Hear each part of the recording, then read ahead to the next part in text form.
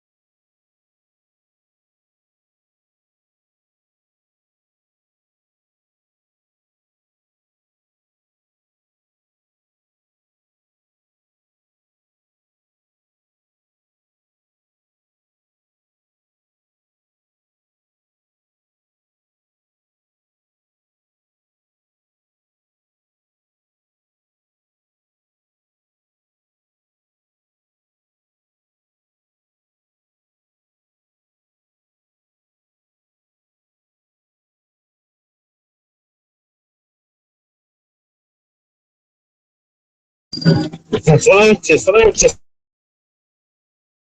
Complete শোনা যাচ্ছে।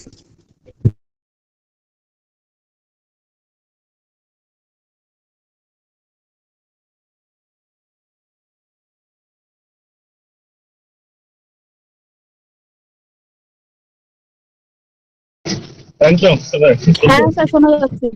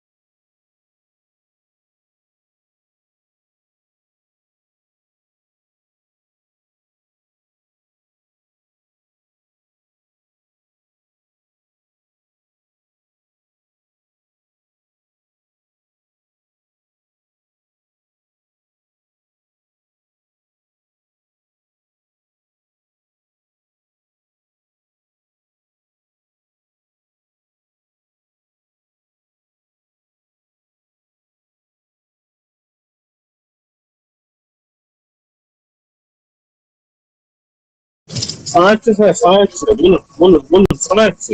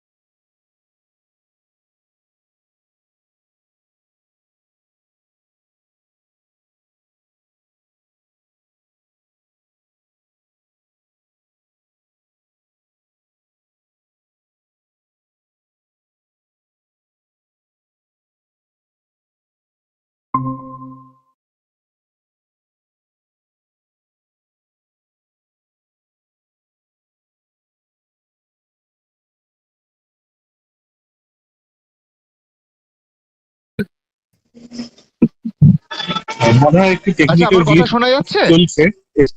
হ্যাঁ হ্যাঁ, এবার শোনাচ্ছি শোনাচ্ছি। হ্যালো হ্যাঁ শোনা হ্যালো যাচ্ছে স্যার, শোনা যাচ্ছে, কন্টিনিউ করুন। শোনা যাচ্ছে, শোনা যাচ্ছে স্যার। শোনা যাচ্ছে, কন্টিনিউ করুন। সরি সরি, আমরা হুম, একটু কিছু টেকনিক্যাল গ্লিচ হচ্ছিল বলে আমরা ক্ষমা প্রার্থী। আচ্ছা, তো যে জায়গাটায় আমাদের প্রবলেম হচ্ছিল, সরি, আমরা সেটাকে ওভারকাম করতে পেরেছি। ধন্যবাদ ডক্টর লক্ষ্মীকান্ত মান্ডি এবং ডক্টর শোভন সামন্ত। আমরা আমাদের ইউটিউবেও যে লাইভটা চলছে সেইটার কিছু টেকনিক্যাল গ্লিচের জন্য বন্ধ হয়ে যাচ্ছিল, সেই জন্য আমাদের থামতে হয়েছিল। যেটা বলছিলাম যে এই দ্বিতীয় বর্ষে আমাদের এই লেকচার সিরিজটার সব থেকে বড় গুরুত্ব হচ্ছে এইবার আমাদের স্পিকার লিস্টে বক্তাদের মধ্যে আমাদের গবেষক ছাত্র ছাত্রীরাও ছিলেন এবং প্রত্যেকেই খুব সুন্দরভাবে তাদের পরিবেশ ভাবনা, পরিবেশ চেতনা আমাদের কাছে তুলে ধরেছেন। গত প্রায় 2 মাস ধরে, 5 জুন থেকে শুরু হয়েছে, আজকে 7 অগস্ট, গত প্রায় 2 মাস ধরে আমাদের এই টেকনিক্যাল টিম প্রফেসর বিবেকানন্দ মণ্ডল, ডক্টর সন্দীপ কুমার দাসের নেতৃত্বে এই লেকচার সিরিজ অর্গানাইজ করেছেন এবং খুব সাফল্যের সাথে অর্গানাইজ করেছেন। প্রতি বৃহস্পতিবার দিন যারা অলমোস্ট মধ্যরাত্রি অবধি টেকনিক্যালি এইটাকে সাপোর্ট করেছেন, তার মধ্যে রয়েছেন ডক্টর লক্ষ্মীকান্ত মান্ডি, ডক্টর সীমন্ত দে, আমাদের ইকোনমিক্সের প্রিয়ন্ত স্যার, আমাদের ফিজিওলজি ডক্টর শোভন সামন্ত। এদের সবাইকে ধন্যবাদ দিয়ে ছোট করব না। এরা না থাকলে, আমাদের এই টিম না থাকলে আমাদের এই প্রচেষ্টা সফল হতো না। যাই হোক, আমি আমাদের ইন্ট্রোডাকশন বেশি দীর্ঘায়িত করব না। আজকে আমাদের 3জন বক্তা আছেন। আজকের দিনটা খুব ইম্পর্টেন্ট আমাদের টেকনিক্যাল গ্লিচের জন্য। আমি একটু আগে একটি স্লাইড শেয়ার করছিলাম, সেই ছবিটা হয়তো এখন দেখাতে পারছি না। আজকে 7ই আগস্ট 2025, আজ থেকে 100 বছর আগে 1925-এর 7ই আগস্ট জন্মেছিলেন প্রফেসর M.S. স্বামীনাথন। আমরা সবাই জানি আধুনিক ভারত যে কৃষিতে স্বয়ং সম্পূর্ণ হয়েছে, আজকে আমরা পার্লামেন্টে ফুড সিকিউরিটি, ফুড সেফটি বিল আনতে পেরেছি, তার মূল কাণ্ডারি প্রফেসর স্বামীনাথন। আজকে আমার মনে আছে ব্যক্তিগতভাবে এই অনলাইন লেকচার সিরিজের প্রথম দিন আমার সৌভাগ্য হয়েছিল বলার, যে জায়গা দিয়ে আমি আমার প্রেজেন্টেশনটা শুরু করতে চেয়েছিলাম, যে ইন্দিরা গান্ধী সেই বিখ্যাত উক্তি, পরিবেশ ভাবনা সম্পর্কে ভাবতে গেলে আগে মানুষকে অন্ন যোগাতে হবে। উনি বলেছিলেন, পাভার্টি ইজ দি গ্রেটেস্ট পলিউটেন্ট, দারিদ্র সব থেকে বড় দূষক। আজকে সেই দারিদ্র মুক্ত ভারতের প্রধান কাণ্ডারি হলেন প্রফেসর M.S. স্বামীনাথন। আজকে তার স্মৃতির উদ্দেশ্যে আমরা আমাদের শ্রদ্ধা জানাই। আমাদের আজকে 3জন বক্তা রয়েছেন। এদের মধ্যে আমাদের প্রথম বক্তা হলেন ডক্টর চন্দন বর্মন। ডক্টর চন্দন বর্মন উদ্ভিদ বিদ্যা বিভাগের অ্যাসিস্ট্যান্ট প্রফেসর। তিনি আজকে বলবেন effect of climate change on plant pollinator interaction and biodiversity conservation. একটা খুব ইন্টারেস্টিং মিল রয়েছে আজকে, সেটা হচ্ছে প্রফেসর M.S. স্বামীনাথন তার গবেষণা, তার Ph.D. করেছিলেন প্লান্ট রিপ্রোডাক্টিভ বায়োলজির ওপর। আমি জানি না কিভাবে এটা সম্ভব হলো, আজকে আমাদের প্রথম যে লেকচারটা, সেই লেকচারটাও প্লান্ট রিপ্রোডাক্টিভ বায়োলজির ওপর। হয়তো এর থেকে সুন্দর সমাপতন গৌরবঙ্গের এই দ্বিতীয় বছরের অনলাইন লেকচার সিরিজ এরা হতে পারতো না। আমাদের দ্বিতীয় বক্তা রয়েছেন শ্রীমতী দেবস্মিতা সাহা। শ্রীমতী সাহা আমাদের কম্পিউটার সায়েন্স ডিপার্টমেন্টের অ্যাসিস্ট্যান্ট প্রফেসর। উনি বলবেন green computing paving the way to sustainable digital future. এটাও খুব ইম্পর্টেন্ট, তার কারণ আজকে আমরা প্রত্যেকেই AI, computer, machine learning and everything নিয়ে কথা বলছি। আজকে তৃতীয় স্পিকার আমাদের ফিজিওলজি ডিপার্টমেন্টের গবেষক ছাত্রী রুবাই আহমেদ। রুবাই বলবে from source to solution combating environmental estrogen in the human system. এবং চতুর্থ স্পিকার আজকে রয়েছে শ্রী গণপতি বসাক। গণপতি আমাদের উদ্ভিদবিদ্যা বিভাগের গবেষক ছাত্র। গণপতির topic Melatonin-Mediated Modulation in Physiological Event of Salt Stress Tolerant in Sunflower। তো এই আজকে আমাদের চারজন স্পিকার। আমি সমস্ত আমাদের শ্রোতাদের অনুরোধ করব আজকের এই শেষ দিনের প্রোগ্রামে আমাদের সাথে থাকবেন এবং আমাদের এই চারজন স্পিকারের যে আলোচনা সেটা আপনারা উপভোগ করবেন। আমাদের ইউটিউবেও আমাদের লাইভ চলছে, আমরা লিঙ্কটা আপনাদের সাথে শেয়ার করে দিচ্ছি। ধন্যবাদ। এবং আমি আমাদের ডক্টর চন্দন বর্মন, প্রথম স্পিকার, ওনাকে রিকোয়েস্ট করব, স্যার আপনি প্লিজ আপনার প্রেজেন্টেশন শুরু করবেন। Thank you, sir. So, good evening to our respected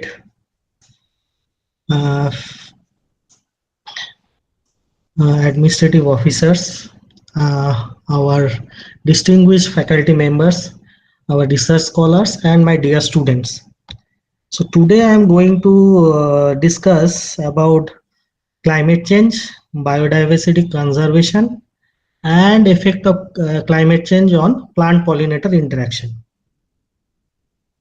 So let me show you the slides. Okay, share the slide.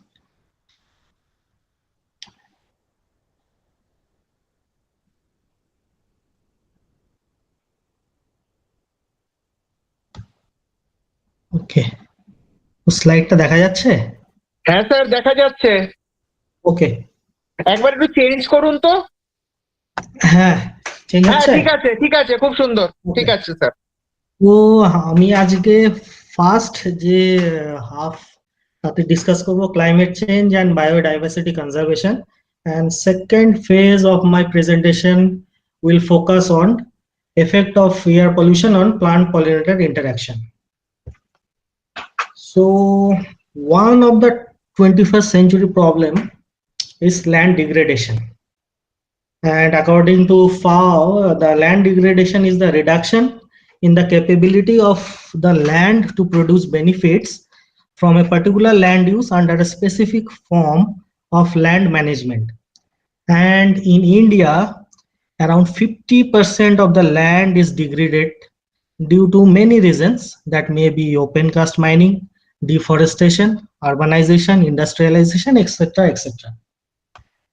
So the need of the present condition or the need of the hour is to bring back this degraded landscape into original state of landscape.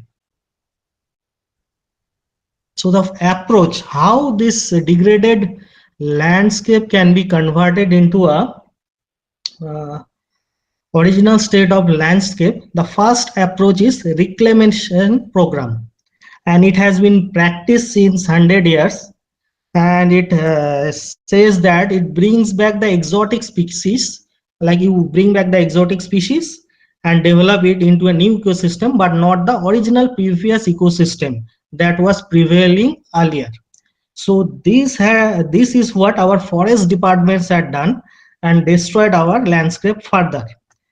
For example, they introduced two species from Australia. One is Cassia simia and Acacia auriculiformis. So what was the result? They do not perform any ecological services. Now you may ask, what are ecological services? These services, they basically range from supply of food, fodder, and climate regulation, and it helps or these are crucial for human survival and prosperity. So this exotic species, that means they are not native to India. They did what? They changed the entire soil microbial communities as well as the soil invertebrates. And the wood they produce, these are not valuable, and they are not used as a fodder also. So in this way, this forest department has destroyed the landscape to some extent. The second approach may be ecological rehabilitation. So what we do, you restore the landscape upway, but not in its original form. You grow grass, shrubs, and trees to provide ecological services, but not all the services that are provided by a self-sustainable ecosystem. Now the third approach, which is very important and now it has been implemented in many places, is the ecological restoration. So in ecological restoration, from a dead ecosystem, we bring back to its original state as earlier, so that it can provide all the ecological services.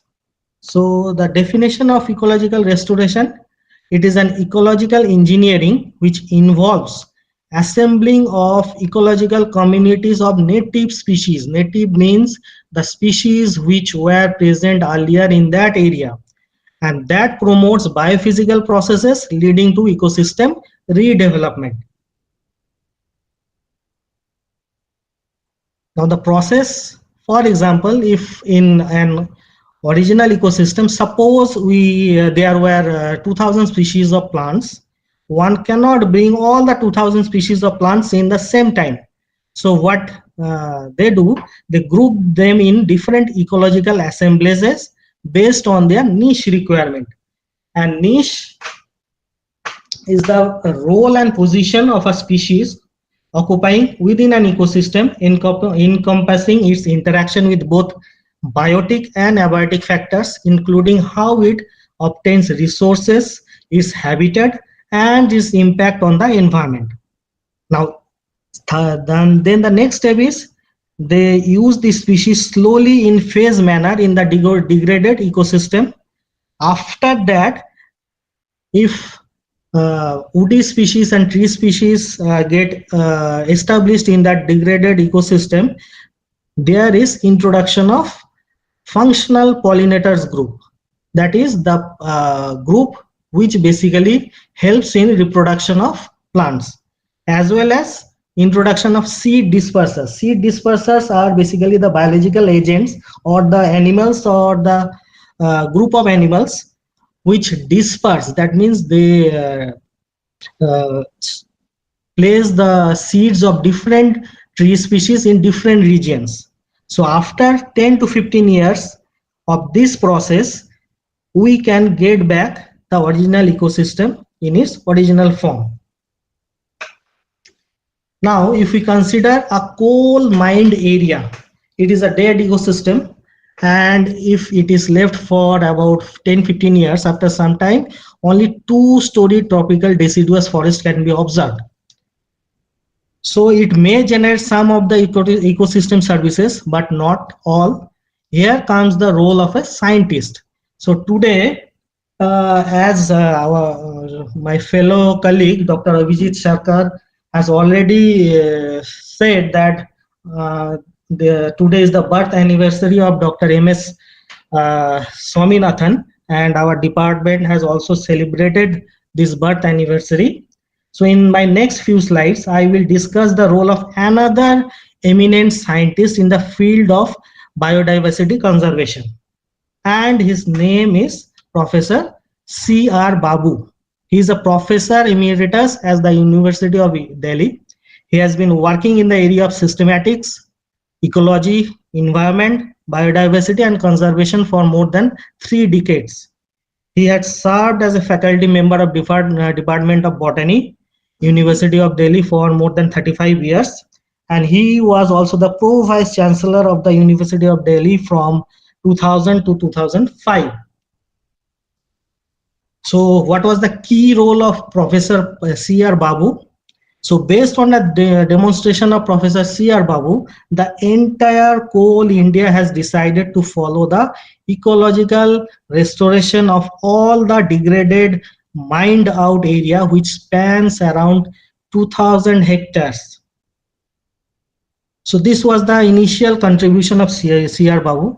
Now, another contribution which I have witnessed during the tenure of my higher studies in University of Delhi is the reclamation of waste land into a green land, that is Yamuna Biodiversity Park.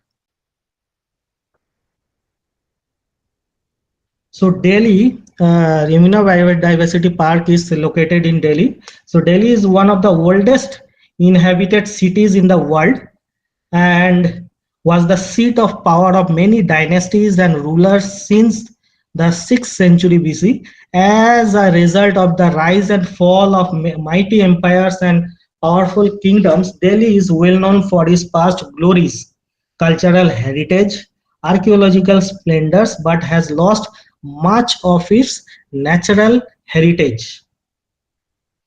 So after India's independence, Delhi has become a mega metropolis with massive urbanization. It is expected that to be the most populated city in the world by 2030. So the period of 70 years of development led to further loss of natural heritage and is threatening the life supporting potentials of two landforms that are present in Delhi. The one is the ridge area and the other is the Jamuna floodplains. So based on the principles of ecological restorations, DDA, that is Delhi Development Authority, with the assistance of CEMDE, that is Central of Environmental Management and Degraded Ecosystem, they developed the concept of biodiversity park in urban ecosystem, that is in Delhi. So biodiversity park is the conservation of natural heritage in urban centers and also enhancing the quality of the environment. So what was the need for biodiversity park in Delhi? This was because due to expansion of urban area, climate change, rise in industrial waste, population pressure, water pollution, habitat loss, and land degradation. So Professor Babu thought that there is a need for a biodiversity park in Delhi. So what he did, how this concept was built and materialized into a real picture, when Professor Babu was organizing a workshop, he invited the Honorable Lieutenant Governor of that time, Sri Vijay Kapoor. So he described that many of the native species are lost and we need to conserve them. So Sri Vijay Kapoor asked, what should we do? We should Professor Babu said that we should conserve the species by developing biodiversity parks. So Sri Vijay Kapoor, he went to his office and declared 150 acres to be developed into biodiversity park. In 15 days, he acquired the land and started the process. Thus, Sri Vijay Kapoor was also instrumental in establishing Delhi Biodiversity Foundation and brought 2004 Delhi Biodiversity Foundation regulations for development and sustainable management of biodiversity parks under DDA. Since the biodiversity or the construction of that park, they requires the knowledge of scientists, technical and multitasking supporting staff from the development and management of biodiversity. And since such specialized staff is not available at DDA, it was decided to have joint collaboration with the Center for Environmental Management of Degraded Ecosystem under the University of Delhi, and hence the request staff were recruited by Delhi University for Delhi Biodiversity Foundation for the development and management of that biodiversity park. So the biodiversity parks are the unique landscape that serve as nature reserves for Delhi and harbors hundreds of native plants, animals, and microbial species living in ecologically sustainable biological communities and rendering ecological services to metropolis. So biodiversity parks, they have two different zones. One is nature conservatory zone and the other is the visitors zone. So nature conservatory zones, these have terrestrial communities and a mosaic of wetland and grassland, all of which constitute natural heritage of Delhi. And the visitors zone, this comprises of butterfly conservatory, climbers group, recreational area with workspace, etc. So this slide shows the map of Yamuna Biodiversity Park.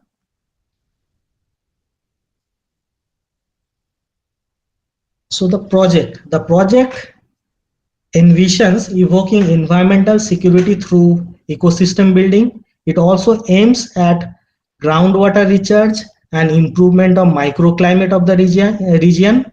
As a process of connecting to the people of Delhi, the project also targets at being an hub for environmental education, research and ecotourism.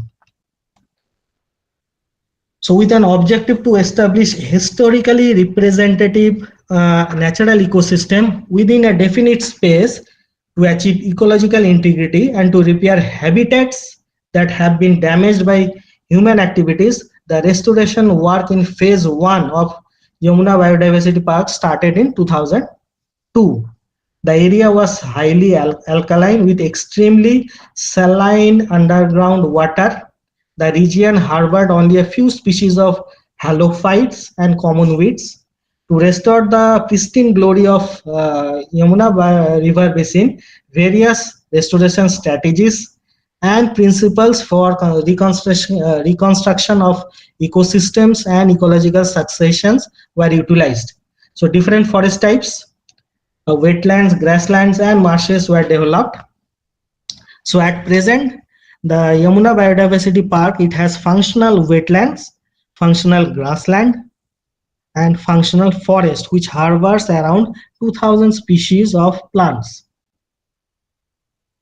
So after converting this wasteland into this forest or grassland or wetlands, they look after the successional processes. So what they did, 20 species of grasses were planted, seeds of different wild plants were collected from natural forest floor and were germinated in that area. So based on the species life history traits such as seed size, longevity, dispersal syndrome, germination requirement, relative growth, shade dependence, ability to tolerate moisture state and successional status, strategies for massive plantations were developed in this biodiversity park. So as I told earlier that Yamuna Biodiversity Park has two different ecosystems. One is the wetland ecosystem and other is the terrestrial ecosystem. So for to develop a wetland ecosystem, what they did, they got like the barren land which was alkaline in nature. They survey the area and what they found some indicator species of moisture, that is typha and phragmatic species. So what they did, they dug out the soil and got subsoil water. So the next level of development was to develop the trophic level in that area. So what they did, they introduced primary producers, for example plants. They introduced the second level of trophic, that is they introduced fishes, and the third level of trophic, that is the arrival of migratory birds starts arriving in that area automatically. So this, you can see the picture of these migratory birds. The one is the northern pintail, the tufted pochard and the red-crested pochard. Red-crested pochard is basically the migratory bird from Russia. It travels from Russia to this biodiversity. Now, if we consider the terrestrial ecosystem, what are the steps of development? So what they did, the selection of appropriate plant species like grasses, legumes, associated microbes and soil invertebrates. The second step was development of inoculation technology to bring microbes in contact with the plants. The third step is the introduction of woody plant species. Now the fourth step is, as the woody plant species are there, the introduction of functional pollinator groups. Next is the introduction of functional dispersing agent such as different birds, and last is the monitoring, because if they did not monitor that area, then what may happen that the human beings may extract the extra food or fodder from that area, and that may lead to collapse of that entire biodiversity region. So this is the picture of present condition of Yamuna Biodiversity Park. They have spotted in 2016, they have spotted a leopard also during winter, and several mammal species like a wild pig, mongoose, hog deer, porcupine are also present in this area. And the forest, the biologically rich forest, grassland and marshy communities consist of variety of plants. So if you see the picture, now you can see that there are two different types of ecosystem. One is the terrestrial ecosystem and another is the wetland ecosystem. So in 2002, they started converting the barren land into an ecosystem. In 2020, they have observed this variety of species in that area. Now, if you look in this picture, in 2002, what was the condition of Yamuna Biodiversity Park? It was active floodplain, habitat pressure was there, pollution was there, degraded soil was there, and agriculture was very negligible. In 2005, what they did, they laid trails, construction of water bodies, construction of mounds, planting of grasses along with water bodies, and spotting of resident ducks or the migratory birds.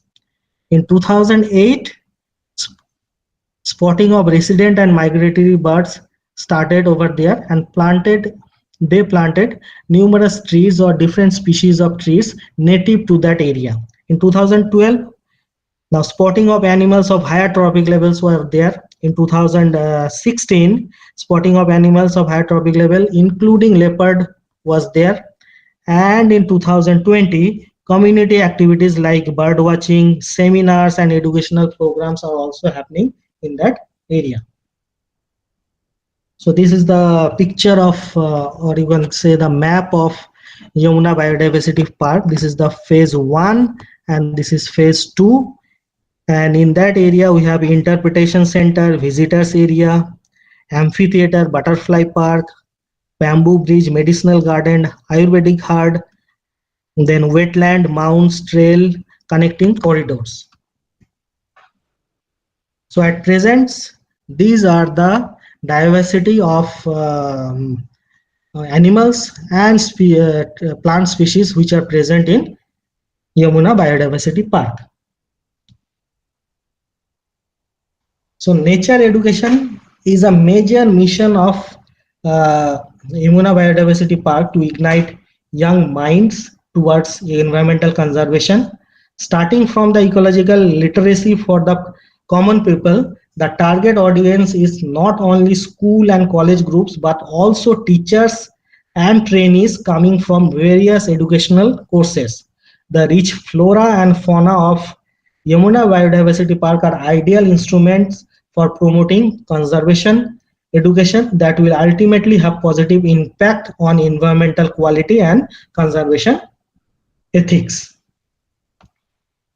So while developing the strategy, I have told that to become an ecosystem self-sustainable, introduction of two functional groups are very important.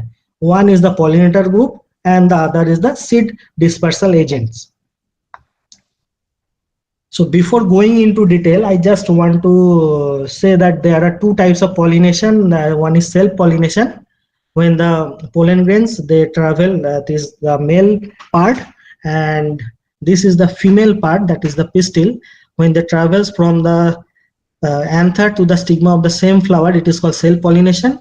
And when the pollen grains from anther of one flower, it reaches to stigma or the pistil of another flower, it is called cross-pollination. So cross-pollination, these are basically mainly carried out by this biotic agents, for example, insects, birds, etc., etc. So there are different groups of pollinators. One is abiotic pollinators and the other biotic pollinators. Pollination by wind and water, they are considered as abiotic pollinating agent, and pollination by insect, bird, bat, they are considered as biotic pollinating agent.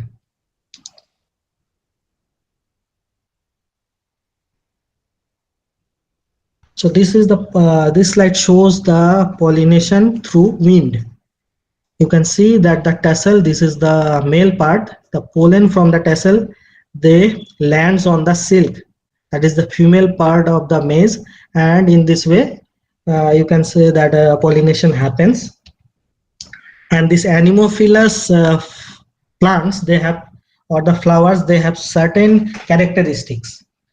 So what are they? The flowers are generally smaller, have no color, or are showy, petals are inconspicuous, and they does not produce any nectar. Stamens with long filaments, anthers are versatile, and large quantity of pollens are produced because while traveling with the wind, pollen grains may be lost. So pollen grains are smaller, lighter, smooth, and dry so that they can be drifted easily by wind. And the pistil, the long style, it exposes the stigma outside the flower. The stigmas are branched, feathery, bristly, sticky, so that they can catch the floating pollen grains which are coming along with the wind. Now second is hydrophily, that is pollination through water. So this is the case of Vallisneria. You can see the pistillate flower, that is the female flower, it remains on the surface of water, and the staminate flowers, that is the male flower, they remain submerged under water. So after maturity, these staminate flowers, they get released from the plant, and they are basically released on the surface of water, and on the surface of water, these male flowers, they attach to the pistillate flowers, and pollination happens in this way. Next is entomophily, that is pollination by insect. You can see the picture of bees, and the whole part of the bees, it is you can say that it is dusted with pollen grains of the flower. Now when these bees travel and seeds of another flower, these pollen grains, they get transferred to the pistillate, that is the female part of another flower of another plant, and in this way cross pollination happens.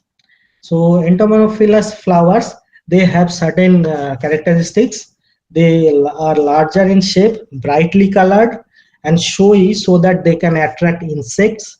The flowers which bloom at night are basically smelly to attract insects. The nectar glands are situated at the base of the flower, and they produce enormous amount of nectar, so that these pollinating agents, while landing on the flower, they can consume the nectar and subsequently transfer the pollen grains to another flower for successful pollination and successful seed set. Now this is the mechanism through which pollination happens in entomophilous flower. Now this is the bee. You can see the structure of, this is the LS of a flower. Now the proboscis, see the long tongue of the bee. It basically this bee exerts its proboscis to extract nectar which is present at the base of the flower.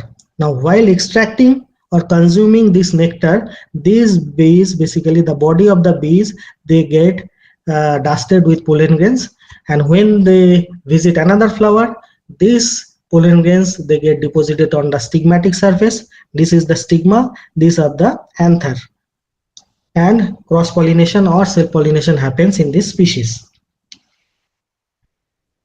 Now the another group of functional groups of pollinators are the ornithophily, that is the pollination by bird. You can see that the diameter of the head of this bird species, that is bulbul, it is actually matching with the diameter of the corolla tube. So when a bulbul consumes nectar from the flower of that tree, the pollen grains it get dusted on the head, and when it visits another flower, these dusted pollen grains they get deposited on the stigmatic surface of another flower, and in this way pollination happens and successful fruit set and seed set happens in the species. Now Chiropterophilus, that is pollination by bird species. Now these flowers are generally tubular or cup-shaped, large and showy and brightly colored to attract birds. Flowers are characterized by presence of nectar glands. Large amount of pollen grains are present. The stamens or carpels usually extend beyond. Now there is another group of pollinators, that is pollination by moth. So this is a picture of hawk moth. You can see the proboscis, long proboscis. It is inserting into the flower to extract or consume nectar. So while hovering, it consumes nectar. This is called spingophilous pollination. That means it does not land on the petals or the surface of the flower. This is another species of moth which consumes nectar and carry out pollination. This is called phalinophily because these moth they sit on the flower and they consume nectar. Now while consuming nectar, they carry out pollination and successful seed set and fruit set happens in this species. This is another moth species which is basically pollinating a flower. So how this pollination is happening in this species? You can see the red line. Now while inserting this proboscis, you can say that this red line it shows the entry point of proboscis. Now after entering into the base of the corolla tube, it consumes nectar. Now while extracting its proboscis, this proboscis it basically touches the male part of the flower, and in this way it carries the pollen grains with its proboscis. So when it visits another flower, pollination happens, and in this way successful fruit set and basically seed set happens in this species. So this is the entry point of proboscis, and this is the exit point of proboscis. So these are the moths which basically carry out this type of pollination. Now psychophily is another group of pollinators, that is pollination by butterfly. The mechanism of pollination is same as that of the bees and moths. So now the second part of my discussion, that is the effect of air pollution on plant pollinator interaction. So over subsequent time, the increase in level of air pollution is having a negative impact on biological factors, which is becoming a cause of environmental problems. Some major air pollutants like ozone, particulate matter, nitrogen oxide, sulfur dioxide, hydrocarbons, and carbon monoxide have specific impacts on plants as well as pollinators. So pollutants have huge impact on number of flowers produced as well as blooming and opening of flower, along with quality of VOCs and the distance of their emission. So on the stigma of surface, aerosol particles block pollen germination, preventing pollen tube growth and successful fertilization. Significant negative effects have primarily been observed on the nervous system, particularly in the central and peripheral components of pollinators. These impacts are reflected in changes in cognitive abilities such as memory, attention span, decision making, and overall mental processing capacity in the groups of pollinators. Furthermore, impairments have been noted in sensory functions including hearing loss, reduced sense of smell, difficulty in visual perception, especially color differentiation. Such neurological and sensory impairments have been more predominantly noticed upon prolonged or high-level exposure to airborne pollutants, particularly ozone and particulate matter. So this is the report which I have shown you. This says that urbanization causes massive decline in insect pollinators.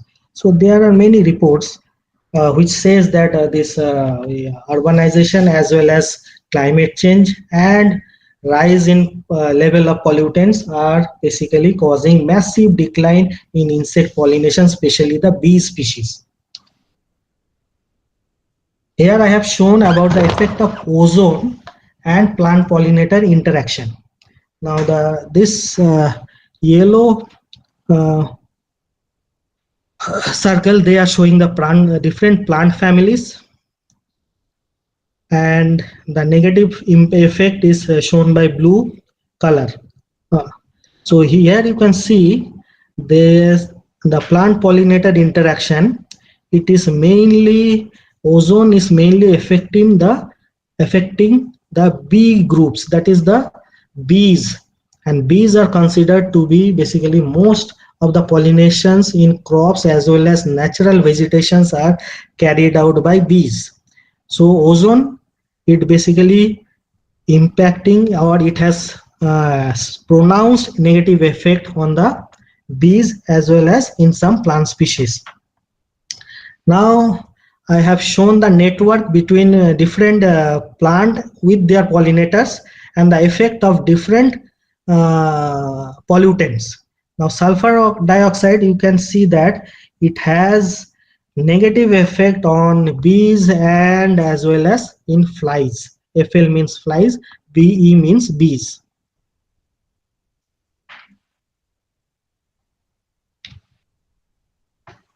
Now here is the effect of nitrogen oxide and plant pollinator interactions, and 29 plant families have been impacted, of which 9 exhibit positive response. Among these, Euphorbiaceae demonstrate a positive effect. However, in many instances, no discernible symptoms are observed following exposure. This group displays the highest susceptibility in relation to bees. So nitrogen oxide has also pronounced effect on the bees. Now particulate matter and plant pollinator interactions. Now sensitivity to particulate matter has been documented in total of 24 plant families, of which 9 exhibit positive physiological and ecological responses. However, particulate matter exerts a detrimental effect on pollinator taxa, particularly the bees. You can see these bees, the group of these pollinators are basically highly affected due to the particulate matter pollution. So this is the heat map of different pollutant group and the different functional pollinators groups of plant species. Here you can see that sulfur dioxide, ozone, nitrogen oxide, PM, diesel exhaust, they have pronounced effect in the bee. And at the top, ozone, which is the second major pollutant, it shows the highest impact on the bee group and least on the birds. Nitrogen oxide affects both bees and wind pollination. Now the impact of particulate matter is also seen on bats through though a lesser extent, but it shows the most significant effect on the bee groups, that is the bees. Carbon monoxide, it has greater and nearly equal impact on both the bee and butterfly groups. Bee contributes. Now why these groups, basically why these pollutants have more pronounced effect on bees? This might be one, there might be one reason that most of the studies are till date are carried out on bees or the pollinators or the plant species which are pollinated by bees. And bees, I can say that they contribute about 12% of the pollination service to crop and natural vegetations. So if there is detrimental effect of bees due to this rise in pollutants, then the whole ecosystem may collapse and the production of different crop species as well as natural vegetation may hamper in the near future. So with this, I conclude my presentation and thank you. ধন্যবাদ doctor Barman. সত্যি climate change, জলবায়ুর পরিবর্তন, বায়ু দূষণ, বিশেষ করে বায়বীয় বায়ু দূষণ এবং দূষিত কণা কিভাবে আমাদের এই পলিনেটারদের এফেক্ট করছে, সেই ভয়াবহ চিত্রটা আপনি তুলে ধরলেন। আমরা এখনই কোনো প্রশ্ন নিচ্ছি না।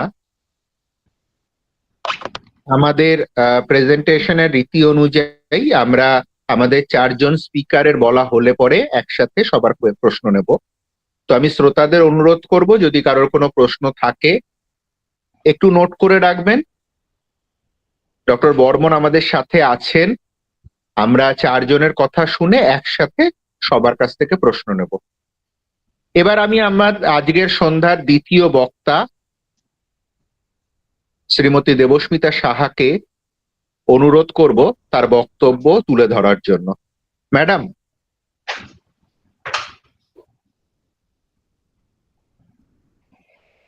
দেবস্মিতা ম্যাডাম আছেন? হ্যাঁ অভিজিৎ, শোনা যাচ্ছে? হ্যাঁ শোনা যাচ্ছে, শোনা যাচ্ছে। আচ্ছা, আমি একবার স্ক্রিনটা শেয়ার করছি। হ্যাঁ,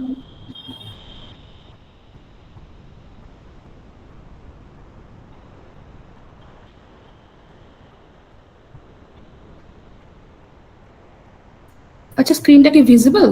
হ্যাঁ ভিজিবল। একবার একটু স্লাইডটা চেঞ্জ করে দেখে নিন। আচ্ছা, মুভ হচ্ছে? হ্যাঁ মুভ হচ্ছে, খুব সুন্দরভাবে শোনা যাচ্ছে। আপনি শুরু করুন। আচ্ছা, একটু ওই ম্যাডাম বলছি, ওই নিচে ওই শেয়ারিং এর পাশে হাইটটা লেখা আছে না, হাইটটা একটু ক্লিক করে দেবেন। হ্যাঁ ধন্যবাদ। Okay, thank you, Vijita. So, good evening, everyone. I would like to begin by expressing my sincere gratitude to the organizing committee and the university authority for giving me the opportunity to be a part of this online lecture series held in celebration of World Environment Day 2025. So today I'll be speaking on a topic that is both timely and critical in our digital age, that is green computing, paving the way to a sustainable digital future. So in a world where digital technologies are deeply embedded in almost every part of our lives, starting from smartphones to smart homes, from cloud computing to artificial intelligence, it's easy to forget that all of this innovation comes with an environmental cost. Did you know that the ICT sector, that's information and communication technology, is responsible for nearly 4% of global carbon dioxide emission? That's more than the entire airline industry. And it's growing fast. Some estimates predict that by 2040, ICT could account for 14% of all global emissions. It's alarming. Every time we send an email, we stream a video, or we store data in cloud, there is an energy cost behind the scenes. But yes, there is good news. We can change that. And that's what today's discussion is all about. Not just recognizing the problem, but exploring solutions, strategies, and technologies that can lead us towards a more sustainable digital future. So today I will walk through this. Firstly, what is computing? Then the environmental footprint of computing. What does green computing means? Core principles and practices of green computing. Real world examples from companies like Google, Apple, Microsoft, etc. Idea of e-waste and how we can handle e-waste, and most importantly, how each of us, individuals, professionals, or policymakers, can contribute to the transformation.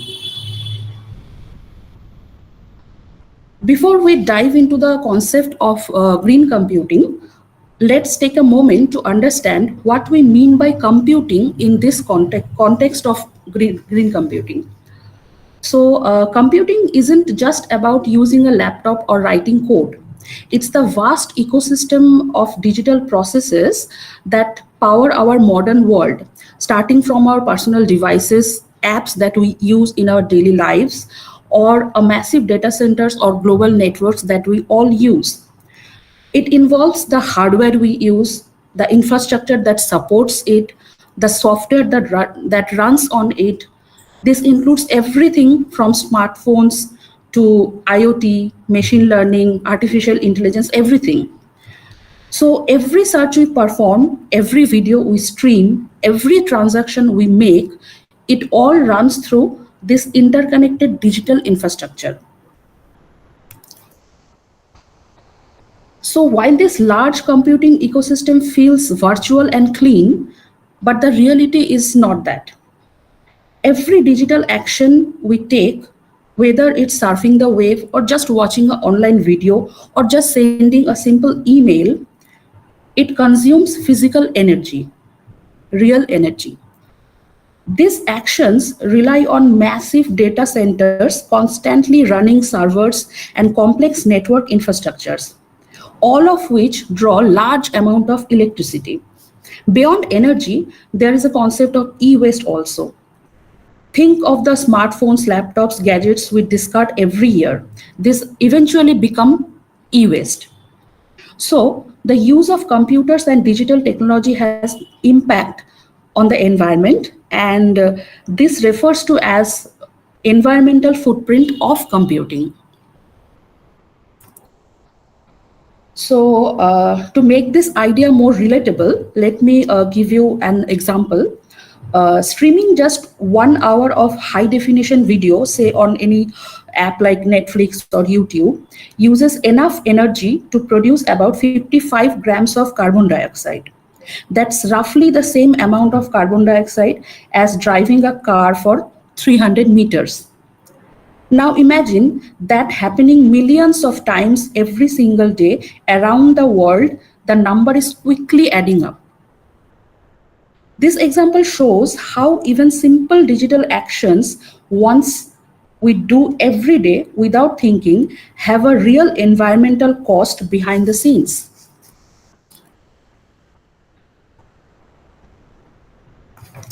Here's another example that may surprise you. When we just simply store a file in cloud, whether it is a photo or document or anything for backup, that file does not just float in the air. It's physically stored on a hard drive inside a data center somewhere in the world. These data centers operate 24/7, keeping servers cool and powered up all the time. And they use a huge amount of electricity. In fact, a single large data center can use as much energy as a small city. And since much of that energy still comes from coal, oil, or gas, it means more carbon dioxide emission released in this atmosphere. So even something as simple as uploading a photo or sending an email has an environmental footprint we often don't see.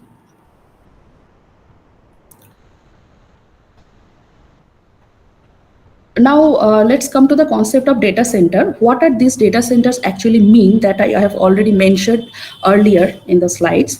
So a data center is a specialized facility that houses thousands of computers, which are called servers, which store, process, and manage digital data. Think of it as the backbone of the internet. Whenever you stream a video or just surf the social media, use cloud storage or send email, you request this processed by a data center somewhere in the world. So these centers are used by big tech companies like Google, Microsoft, Amazon, or Meta, who delivers these services. So the banks, hospitals, government institutions, universities, all are dependent upon these servers or data centers. So these data centers use a massive amount of electricity and they are running 24/7. And thus, these data centers are key contributors to digital carbon footprints. So in this slide, there is a map which actually shows the locations of the data centers worldwide as of March 2025. So there are 11,800 data centers across the world. And this large number shows just how much digital information is being created and stored every day. With such a vast infrastructure, it's easy to understand how much energy is being consumed to keep these data centers running 24/7. So they play a vital role in supporting our digital lives, but they also contribute significantly to global electricity use, making it important to focus on more sustainable and energy efficient solutions. Another important aspect which contributes to environmental footprint, that is e-waste. So in 2022, the world discarded over 5 billion mobile phones, many of them still working or repairable. These devices contain materials like lead, mercury, lithium, etc., which can be toxic if they leak in the soil or water. And unfortunately, only about 17% of this global e-waste is properly recycled. So it contributes to the real environmental footprint. So these are the problems. So from moving from problems to solution, we introduced the concept of green computing. So now that we understand how massive and resource hungry our computing infrastructure is, from data centers to devices, the big question is, can we do better? The answer is yes. And that's where green computing comes in. Green computing, also known as sustainable computing, is all about designing, using, and disposing of technology in a way that reduces its environmental impact. It's not about stopping technological advancement. It's not about stop using technology. It's about making progress in a way that's smarter, cleaner, and more responsible. This includes everything from building energy efficient hardware to running data centers on renewable energy and encouraging recycling and reuse of electronic devices. So the core principles of green computing are, firstly, energy efficiency. This means designing computers, servers, and even software in a way that they do the same work while using less electricity. Second is resource optimization, using minimal hardware and raw materials while maximizing their utility. Next is renewable energy adoption. More companies are now powering their data centers with solar, wind, or hydroelectric power instead of fossil fuels. Then comes e-waste reduction. We need to build devices that last longer, are easier to repair, and are recycled properly. And finally, smart uses through techniques like virtualization, cloud computing, etc. These principles lay the foundation for a more sustainable tech future, and they are already being applied in powerful ways around the world. These are some of the key green computing practices being adopted globally to foster a sustainable digital environment. Practices such as green servers, eco-friendly disposal methods, cloud computing, and energy-efficient technologies are helping reduce the environmental footprint of modern computing systems.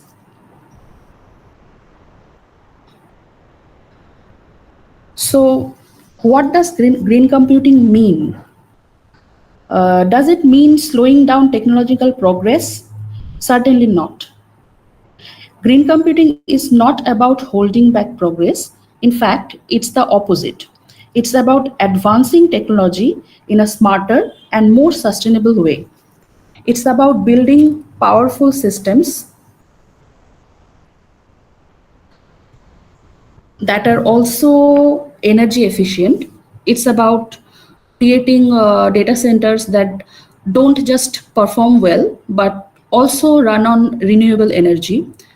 It's about designing devices that are both cutting edge and environmentally responsible, recyclable, repairable, and built to last longer.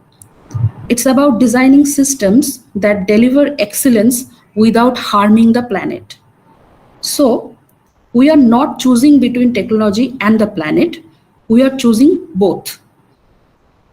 So let's explore how good practices has been adopted by world's renowned companies and how they prove that technological advancements can be achieved sustainably. Technology and planet can coexist. So we all know about Google. So the initiatives, good practices taken by the Google are: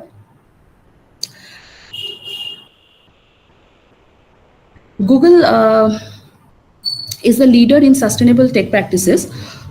Google became carbon neutral all the way back in 2007 and now powers all of its data centers with 100% renewable energy.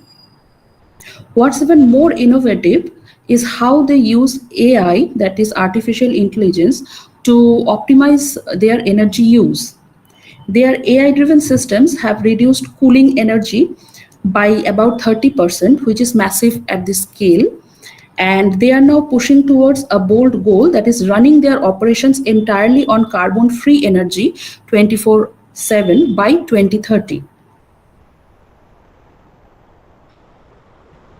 Next is Apple. This is also a well-known company to everyone. So Apple takes a full life cycle approach to sustainability. They achieved carbon neutrality for their global corporate operations back in 2020, and they plan to extend this to their entire supply chain by 2030. So Apple uses 100% recycled aluminium in many of its products and has been working towards a closed loop supply chain. Supply chain meaning products are made entirely from recycled or renewable materials. So all their stores, offices, and data centers now run on 100% renewable energy. Next is another well-known company, Microsoft. Microsoft has also taken many initiatives. Microsoft has taken some of the most ambitious climate pledges in the tech world. By 2030, they aim to be carbon negative, and by 2050, to remove all the carbon they have even emitted till date. Their Azure cloud services are being powered by renewable energy, and they have also committed to replenishing more water than they use. Plus, their AI for Earth initiative supports projects around the world that use AI to protect ecosystem, monitor forests, or improve agriculture. Another is Dell. So let's look at Dell, what Dell has done for sustainability. Dell was one of the first tech companies to use ocean-bound plastics in its packaging. That means they collected plastic waste from coastal areas before it could pollute the oceans and repurposed it into packaging for laptops and other devices. this was a very good initiative from their company. Their products are also designed with easy disassembly and recyclability in mind. This modular design helps reduce e-waste and supports a longer product life cycle.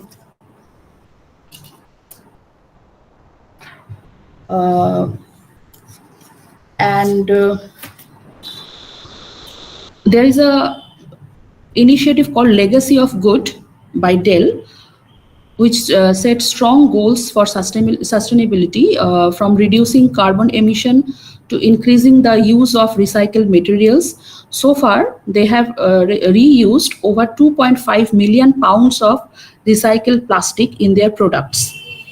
Looking ahead, Dell is committed to reaching net zero greenhouse gas emissions by 2050, proving that environmental responsibility can be a driver of innovation, not a barrier.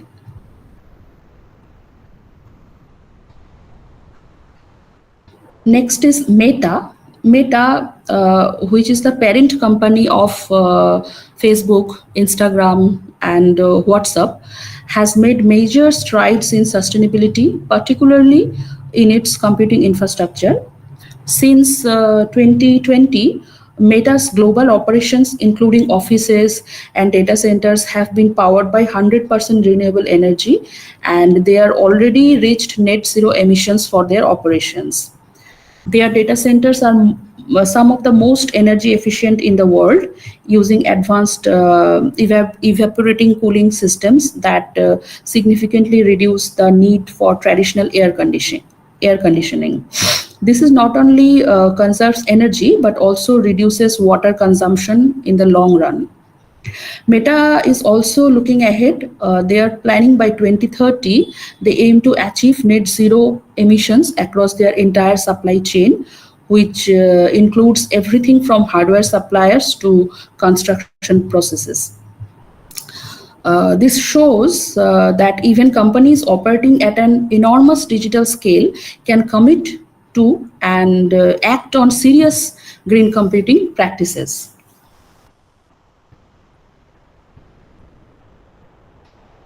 India is not behind. Just like other global companies, leading tech companies, Indian companies are actively contributing to green computing and sustainable technology practices. Infosys became the first Indian company to achieve carbon neutrality, and their campuses are models of sustainable architecture with energy efficient data centers. Wipro has long been committed to green IT, from using renewable energy to ensuring responsible e-waste management. It's been listed on the Dow Jones Sustainability Index multiple times. TCS, which is a global IT giant, is focused on energy efficient infrastructure and sustainable software development practices. Meanwhile, Tech Mahindra is using AI to optimize energy use in their data centers, and they are actively working towards becoming carbon neutral. So these companies show that green computing isn't just a global trend, it's a growing movement in India too.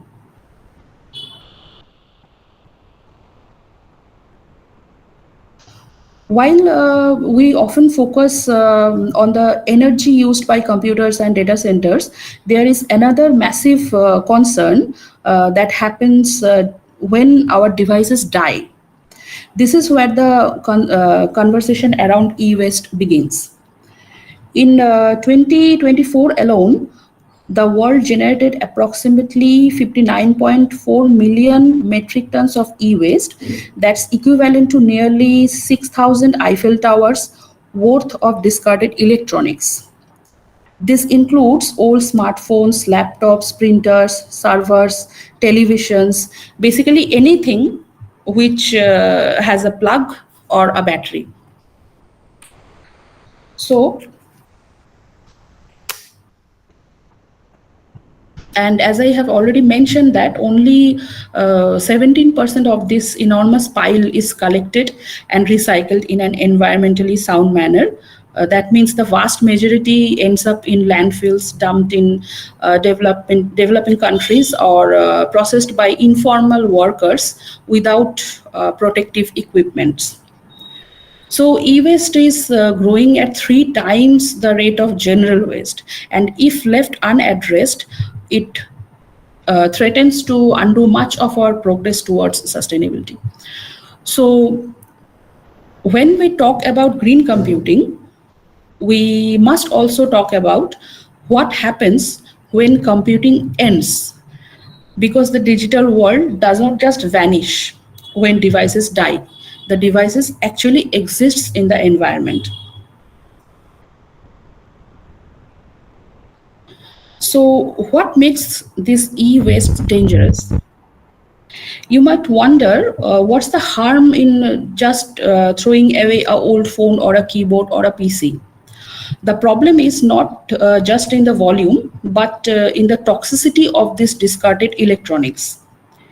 E-waste contains a cocktail of hazardous materials, including lead, mercury, cadmium, etc. So when e-waste is dumped into open landfills, these toxins can leach into the soil, pollute water resources, and contaminate food chains also. So, but it's not just about the environment. In many developing countries, e-waste is processed in informal sectors where unprotected workers, often including children, they manually extract valuable materials using primitive methods. So these processes expose them to toxic fumes and heavy metals, leading to severe health issues like lung damage or neurological disorders or even cancer. So e-waste is not just a matter of waste, it's a matter of human rights, environmental justice, and global responsibility as well. So if we are serious about building a sustainable future, we must address the hidden costs of our discarded technology as well.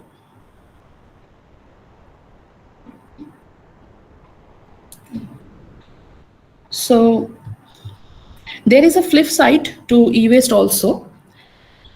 What is valuable in e-waste? Ironically, while we are busy throwing these devices away, we are also throwing away some valuable materials like copper, silver, platinum, etc., which are rare earth elements, and all of which are finite resources that require immense energy and cost to mine from the earth.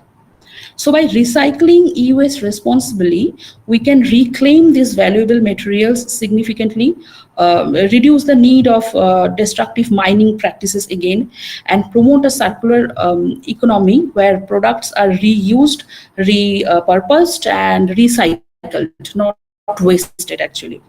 So this approach not only conserves natural resources, but also lowers the greenhouse gas emissions from mining, manufacturing, and transportation. So instead of treating e-waste as garbage, we need to start seeing it as an opportunity, a way to recover value while protecting the planet. So how this e-waste and green computing are related? So e-waste management is not just an afterthought. It is central to the philosophy of green computing.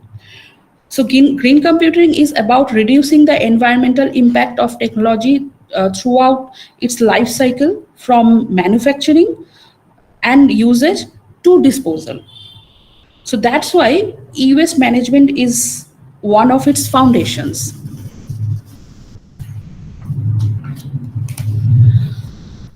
Companies are now redesigning devices to be modular, easier to repair, and easier to recycle. For example, Apple's trade-in program, Dell's e-waste recycling, HP's Planet Partners program allow customers to return old devices, which are then refurbished to or safely dismantled for parts. This is what green computing is about, not just energy efficient systems, but also responsible, sustainable, end of life practices. If we embed these principles into how we design, buy, use, and discard our technological products, we can dramatically reduce the long-term environmental burden of digital transformation.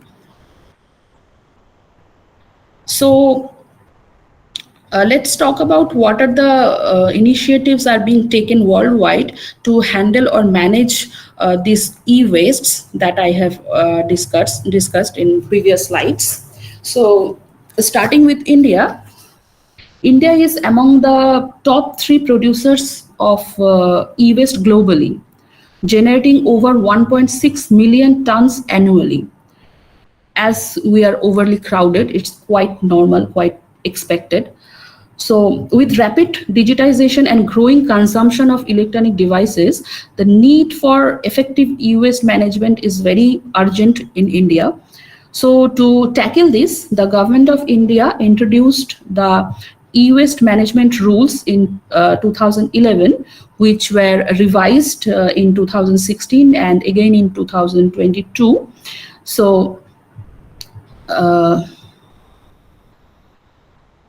cornerstone of this policy is extended EPR, that is extended producer responsibility, which legally requires manufacturers to collect back and recycle a certain percentage of the electronics they sell. So this shift of responsibility from consumers to producers and importers marks a major advancement in holding corporations accountable. So India also now over 450 registered e-waste recyclers, but definitely informal recycling is still dominating. Only 450 registered e-waste recyclers are not enough, but then again initiatives are being taken. That is the positive thing. The challenge lies in implementing policies effectively and bridging the gap between informal workers and formal systems, ensuring that both sustainability and livelihoods are preserved.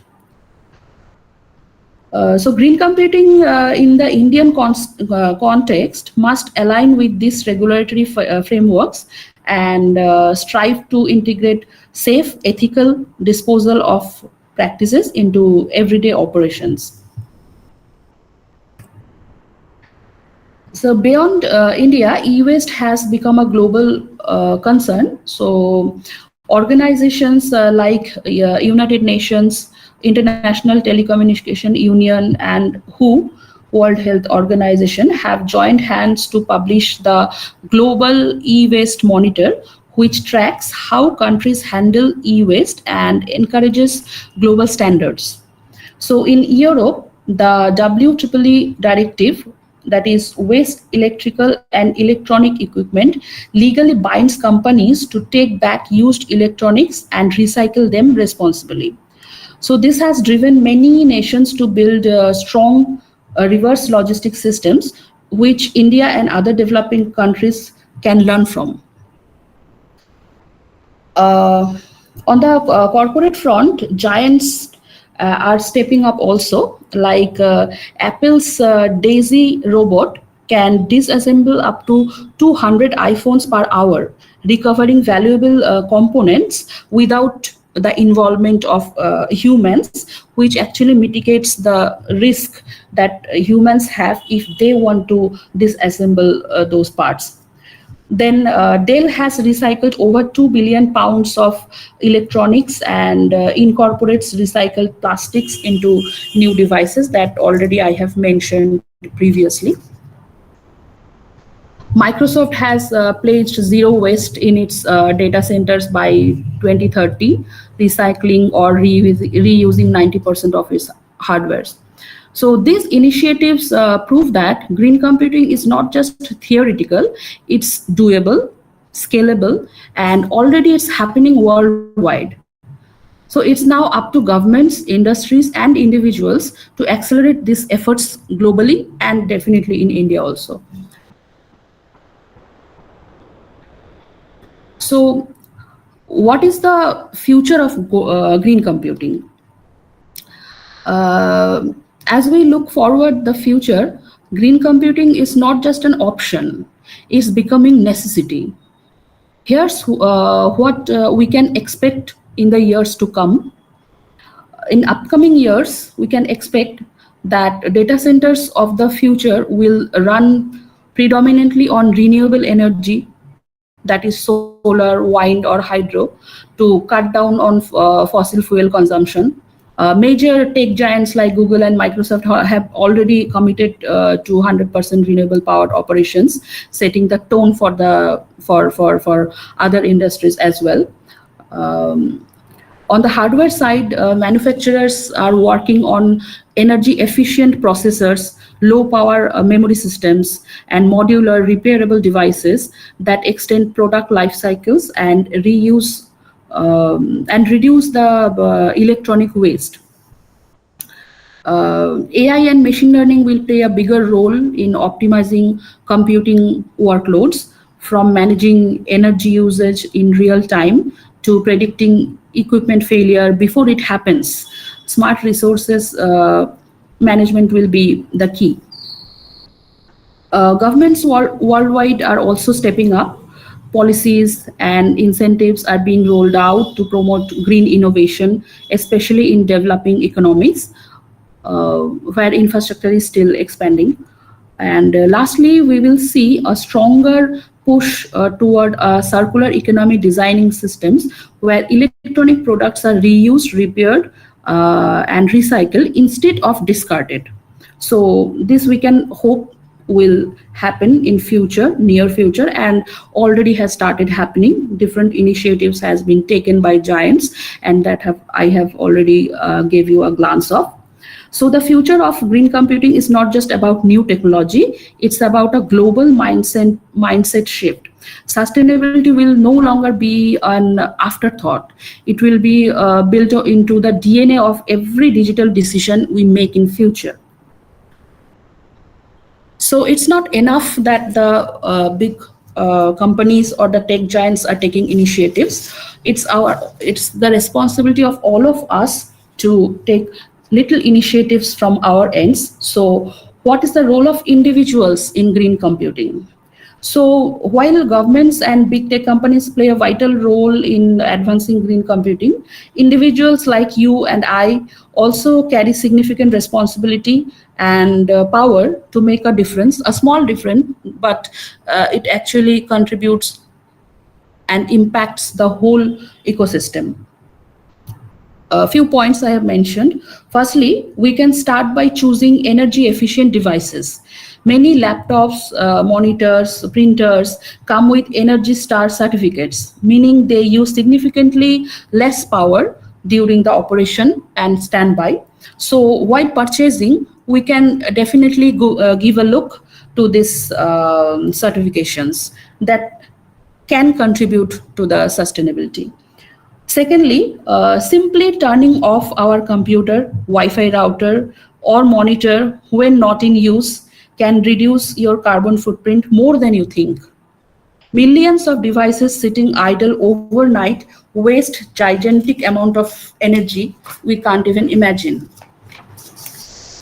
Thirdly, instead of throwing away old gadgets, try to repair, reuse, and recycle if possible.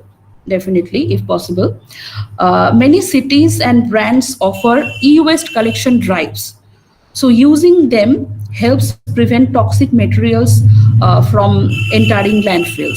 So we need to be aware of that these services actually exist, or we need to be aware of that, or we need to look for these services whether they are there or not. With increasing dependence on cloud services, we also need to be mindful of our digital footprint.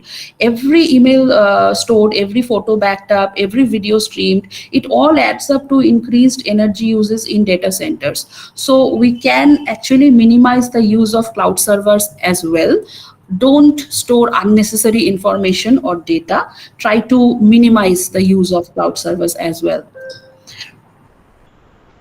Practicing digital minimalization, keeping only what's necessary can help reduce this burden. For instance, deleting unused apps or cleaning spam mails might seem small, but scaled across millions, it has real impact. If we all do these small practices, it can impact largely.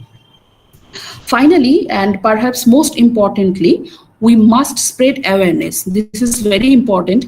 Talk about green computing at your workplace, with friends on social media. Encourage sustainable digital practices in your community. Awareness is very important, and awareness is the first step to everything. So we should remember a sustainable digital future starts with one mindful user at a time. The collective action of informed individuals can drive the larger systems to follow the suit. So each little step, each little initiative is actually countable.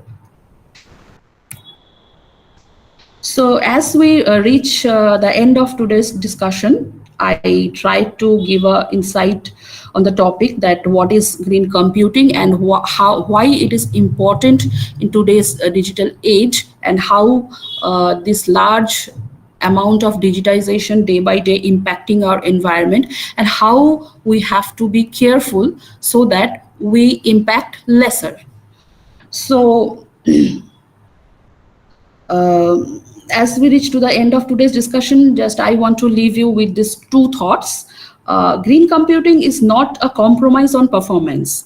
It's a call to reimagine our technological progress with purpose.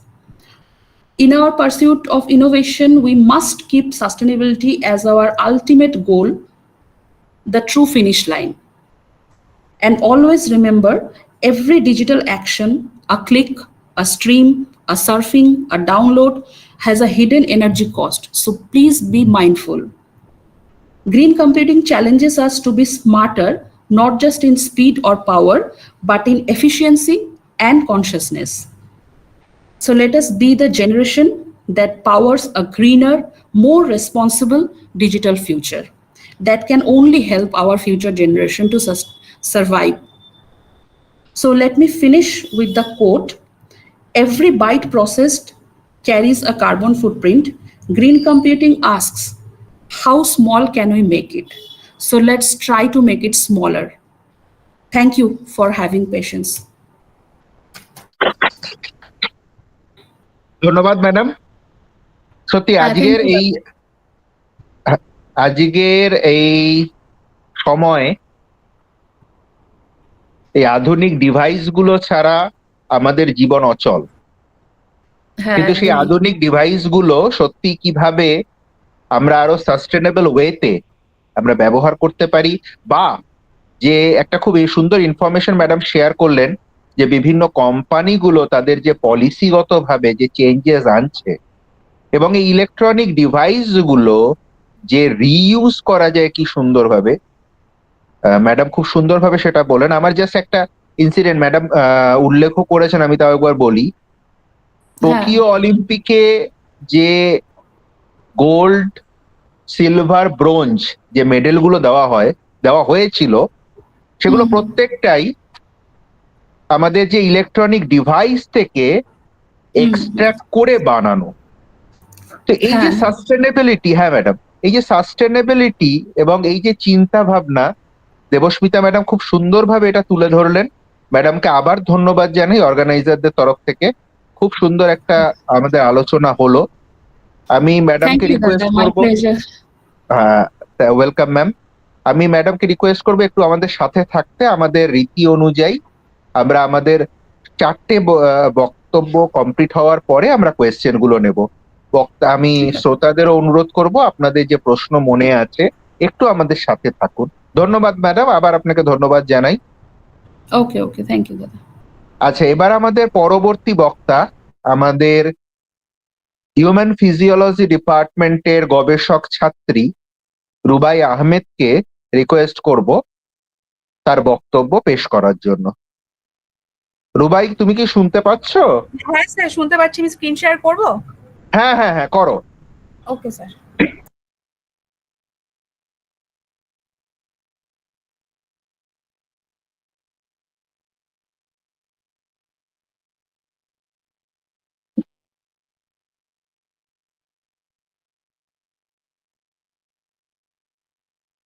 Full screen করো। হ্যাঁ sir, দেখা যাচ্ছে, তুমি full screen করো। হ্যাঁ sir.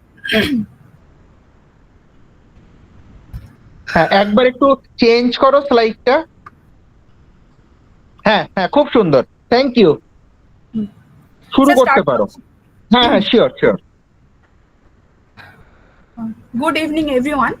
Myself, Rubai Ahmed, Ph.D. scholar in Department of Physiology under the supervision of Dr. Sandip Kumar Dash. Today, I am going to discuss about environmental estrogens, combating environmental estrogens in the human system from source to solution. So first, what are environmental estrogens? পরিবেশগত oestrogen হচ্ছে এমন এক ধরনের ক্ষতিকারক রাসায়নিক পদার্থ যেগুলো বিভিন্ন পদ্ধতিতে মানবদেহে প্রবেশ করে এবং আমাদের বিভিন্ন ধরনের শারীরিক সমস্যা সৃষ্টি করতে পারে, কারণ এই পরিবেশগত ইস্ট্রোজেনগুলো ন্যাচারাল ইস্ট্রোজেনের কাজগুলোকে মিমিক করার অনুকরণ করে। Normally environmental oestrogen xeno oestrogen and endocrine disruptor হিসেবেও পরিচিত। There are several sources of environmental estrogens, like natural estrogens. We can get from plants like phytoestrogens, several type of synthetic estrogens. We can get environmental estrogens from different type of processed food, and also meat, eggs, and dairy products from animal treated with hormones, and different type of contaminated water sources. So there is widespread sources of environmental estrogens like synthetic chemicals like BPA in plastics, PVC, different type of pesticides like DDT, fatalates like parabens, which are commonly present in different type of cosmetics, shampoos, lotions, from industrial byproducts like dioxin and different type of contaminated food sources. There is several common sources of environmental estrogens, including industrial waste, hospital West, domestic West. এই সমস্ত জায়গা থেকে environmental ইস্ট্রোজেনগুলো normally ground ওয়াটারে গিয়ে মেশে এবং পানীয় জলকে contaminated করে। এভাবে পানীয় জলের দ্বারা এনভায়রনমেন্টাল ইস্ট্রোজেন আমাদের শরীরে প্রবেশ করতে পারে। There are various health and ecological impact of environmental estrogens towards wildlife, including problem in fermentation in male fish, several type of reproductive dysfunction in various animals, and population decline in affected ecosystem, as well as environmental estrogens also affect human body, including different type of hormonal problems, disruption in immune system, and potential links to autoimmune disease. So here is several type of human exposure routes of environmental estrogens through dietary intake, consumer products like BPA, parabens, etc., and different type of environmental contaminations, including industrial chemical, agricultural runoff, etc.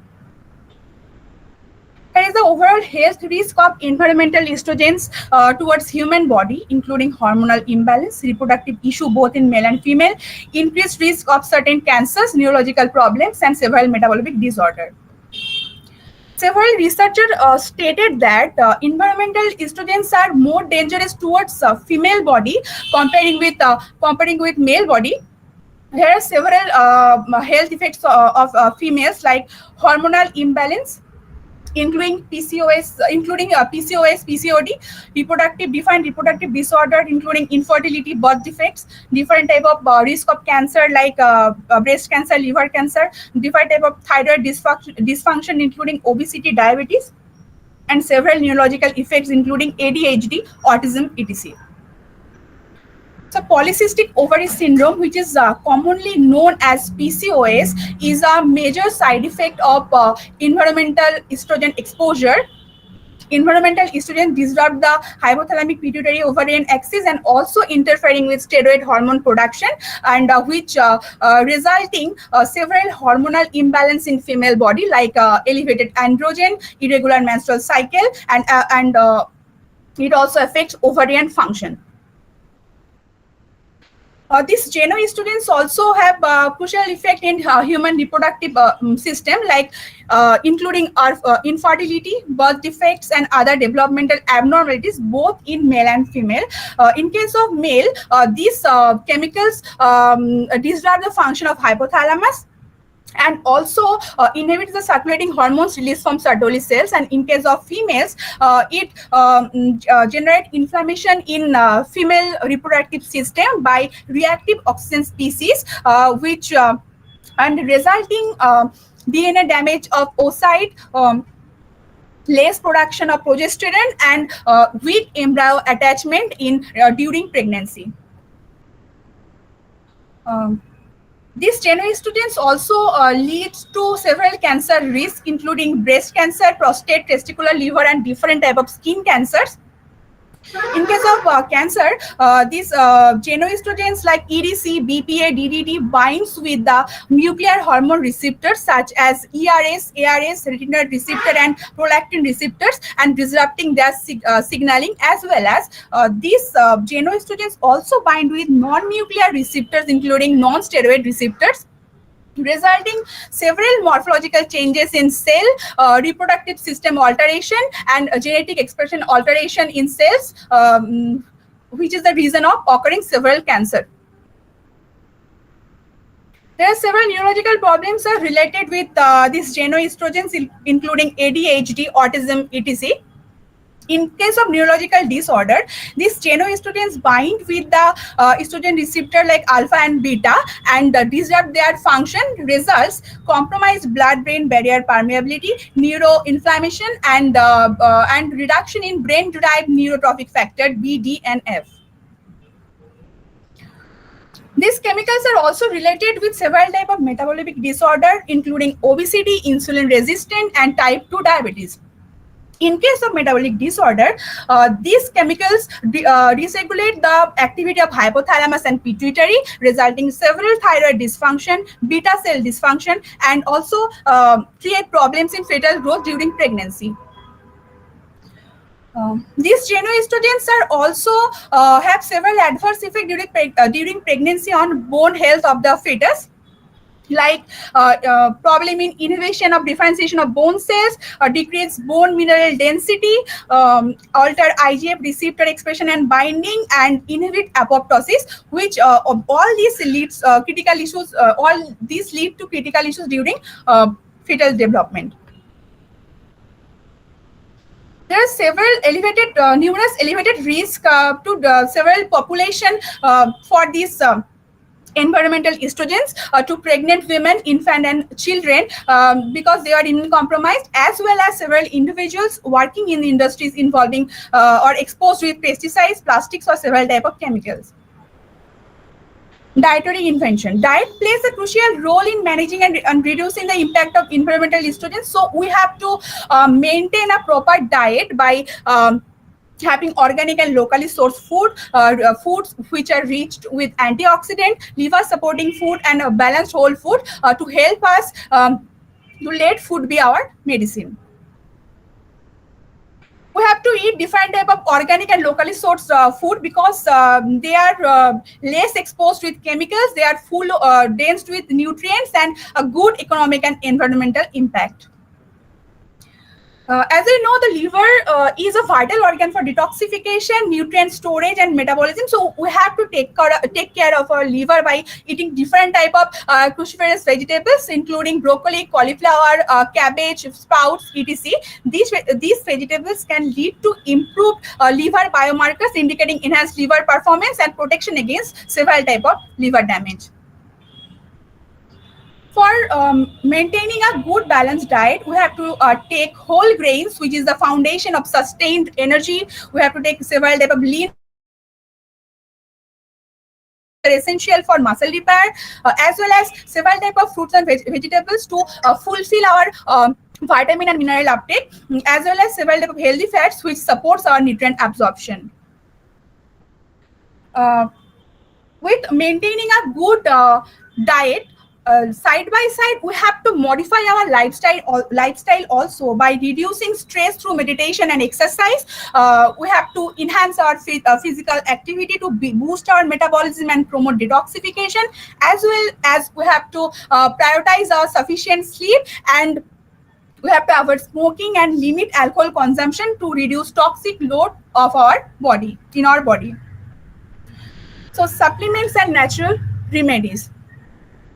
আমরা জানি যে আমরা বিভিন্ন ধরনের ব্যস্ততার কারণে হয়তো আমরা একটা প্রপার মিল সারাদিনে ইনটেক করতে পারি না বা নিতে পারি না, যার দরুন কি হয় যে আমাদের শরীরে বিভিন্ন এসেনশিয়াল নিউট্রিয়েন্টসের ঘাটতি থেকে যায়। তো এই সমস্ত সাপ্লিমেন্ট আমাদেরকে অ্যাডিশনাল সাপোর্ট দেয় two combat against environmental students like omega-3 fatty acids, probiotics, vitamin D, herbal supplement, natural detox, etc. Omega-3 fatty acids have several anti-inflammatory and antioxidant properties which help us to maintain hormonal regulation in our body. There are several sources of omega-3 fatty acid like fatty fish, nuts, seeds, and plant oils. We have to maintain our gut health for having a good metabolism. So for this reason, we have to take several type of probiotics like yogurt, pickled vegetables, etc. As we know, vitamin D plays a crucial role to maintain hormonal balance in our body, as well as it helps us to detoxify our body. So we have to take vitamins through foods and through supplements to maintain our overall health. There are several sources of vitamin D, including fatty fish, fish liver oils, and different type of fortified food using vitamin D. Natural detox water. We know that prevention is better than cure. So we have to take several type of detox water to detoxify our body and improve our immunity. And these remedies are easily available and also very easy to get, like lemon and ginger water, chia seed water, amla, ginger and turmeric shots, turmeric tea, cucumber water, mint water, apple cider vinegar, etc. Detection and monitoring strategies of environmental estrogens. There are several detection and monitoring strategies of environmental estrogens, like biomonitoring. In this case, these chemicals or genoestrogens are monitored using directly using human blood, urine, and breast milk. In case of environmental sampling, these genoestrogens are detected using several type of using air, water, and several type of food sources. As well as in advanced analytical methods, these genoestrogens are detected using several type of lab-based techniques like gas chromatography, mass spectrometry, GCMS, LCMS, etc. So for empowering health and understand the threat, আমাদের ফার্স্টেই বোঝা উচিত যে environmental এস্ট্রোজেনটা কি এবং এটা কিভাবে আমাদের শরীরে প্রবেশ করে। দেন আমাদের বিভিন্ন এই সমস্ত কেমিক্যালস অর জেনোএস্ট্রোজেন থেকে নিজেকে দূরে রাখা উচিত এবং আমাদের প্রপার প্রিকশন নেওয়া উচিত। আমাদের বিভিন্ন ধরনের প্যাকেজড ফুড আর packaged food and packaged water and processed food আমাদের খাওয়া উচিত নয়, এবং আমাদের এটার অল্টারনেটিভ খোঁজা উচিত। অ্যাজ ওয়েল অ্যাজ আমাদের একটা ভালো ডায়েট চার্ট মেনটেন করা উচিত with maintaining a good lifestyle, এবং বিভিন্ন ধরনের ডিটক্সিফাইং খাবার খাওয়া উচিত to flush out all the environmental estrogens from our body. There are several strategies to reduce exposure of environmental estrogens, like minimizing plastic use, avoid disrupting chemicals.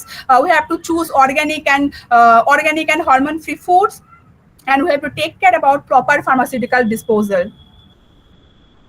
Sustainable environmental management approaches like advanced wastewater treatment, enzymatic degradation of those chemicals, as well as implement and enforce strict regulation on industrial and agricultural discharge of estrogenic compounds. And we have to take care about and evolve several monitoring techniques and promote education about environmental estrogen. These are all the references.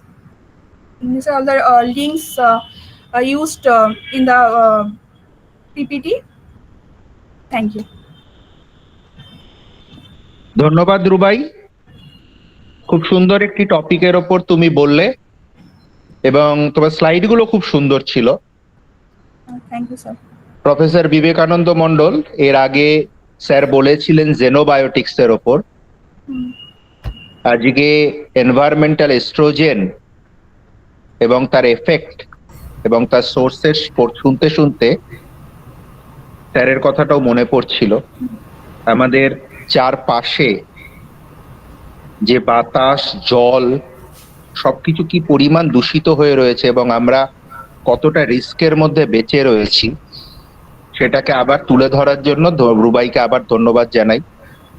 একটা খুব সুন্দর কথা রুবাই বলেছে, যেটা আমরা সবাই জানি, prevention is better then cure. আমরা কিন্তু জানি, কিন্তু কথাটা ভুলতে বসেছি। এনভায়রনমেন্টও কিন্তু এই একটা কথাই চায়, prevention is better then cure.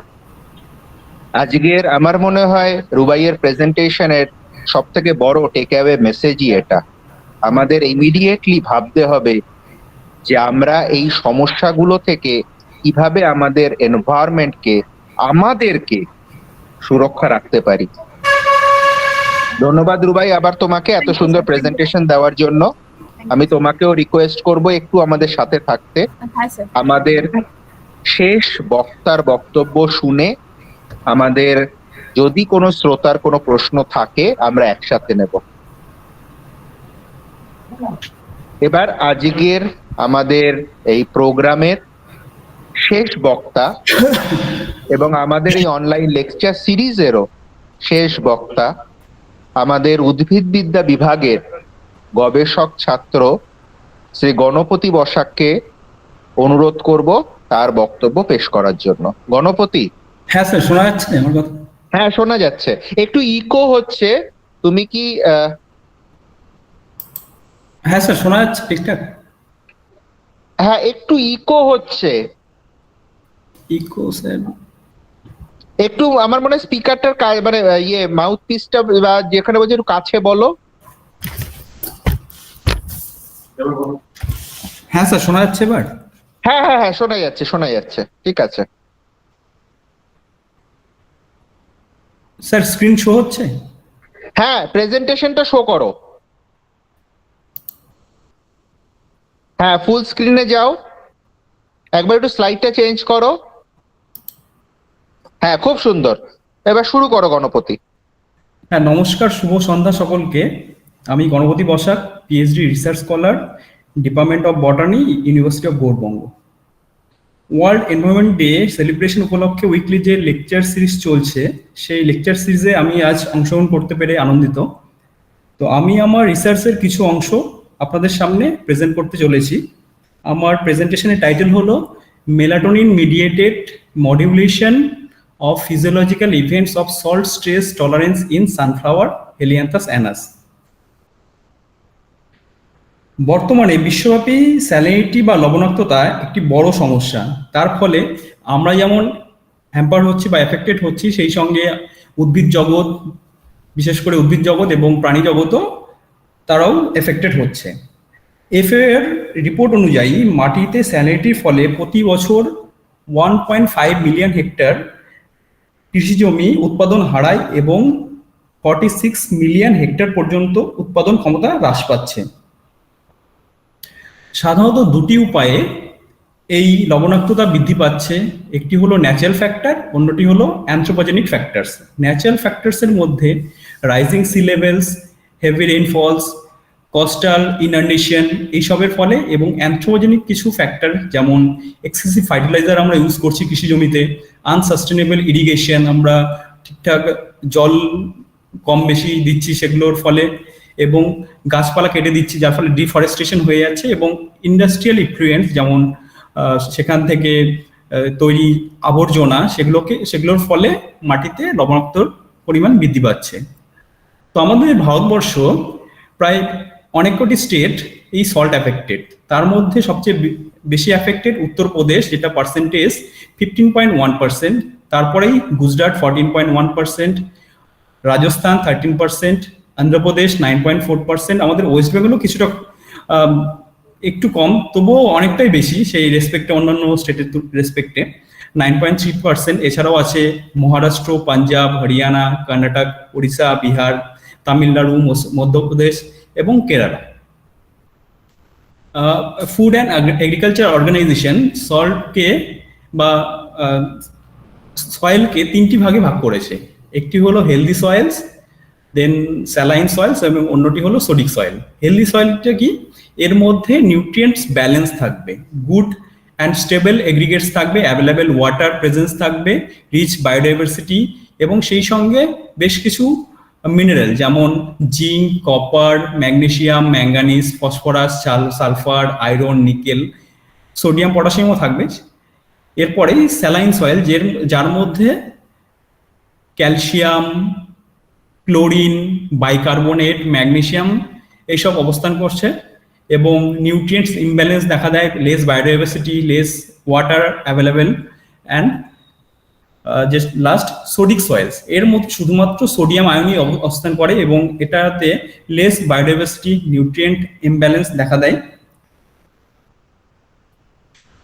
সয়েলকে বিভিন্ন ক্যাটাগরিতে ভাগ করা হয়। এর মধ্যেই প্রথমেই আছে স্যালাইন সয়েল। এর উপাদানগুলি কি কি? Calcium sulphate, magnesium sulphate, sodium chloride, sodium sulphate এবং এর পিএইচ ভ্যারি করে 6 to 7 এর মধ্যে।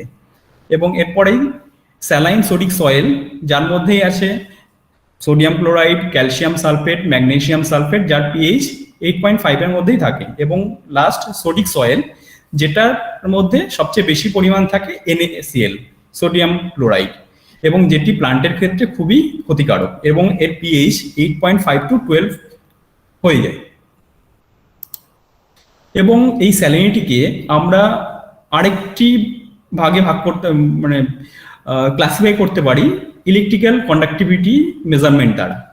যেমন নন স্যালাইন, এর ইলেকট্রিক্যাল কন্ডাক্টিভিটি রেঞ্জ থাকে 0.2 থেকে ডেসিসিমেন্স পার মিটার। এবং তারপর আছে ভেরি স্লাইটলি স্যালাইন সয়েল, যেটা 2 থেকে 4 এর মধ্যে বিলং করে। স্লাইটলি স্যালাইন সয়েল, যেটা 4 থেকে 8 এর মধ্যে বিলং করে। মডারেটলি স্যালাইন 8 থেকে 16 এর মধ্যে বিলং করে এবং স্ট্রংলি স্যালাইন যেটা, সেটা অ্যাবাভ 16 এর ওপরে হয়। এখানে কয়েকটি ফিগার দেখানো হয়েছে, তার মধ্যে প্রথমের এ ফিগারটিতে আছে পিরিয়ডিক টেবিল। পিরিয়ডিক টেবিলে আমরা এখানে সোডিয়াম এবং পটাশিয়াম দেখতে পাচ্ছি যে তারা পাশাপাশি অবস্থান করছে, কারণ সোডিয়ামের নির্দিষ্ট কোনো আয়ন চ্যানেল নেই যার মাধ্যমে সে প্ল্যান্টের মধ্যে প্রবেশ করবে। কি সে অন্যান্য যে আয়ন চ্যানেলগুলো আছে সেগুলোর মাধ্যমে সে এন্টার করে প্ল্যান্টের মধ্যে। সে পটাশিয়ামের আয়ন চ্যানেলও ইউজ করে।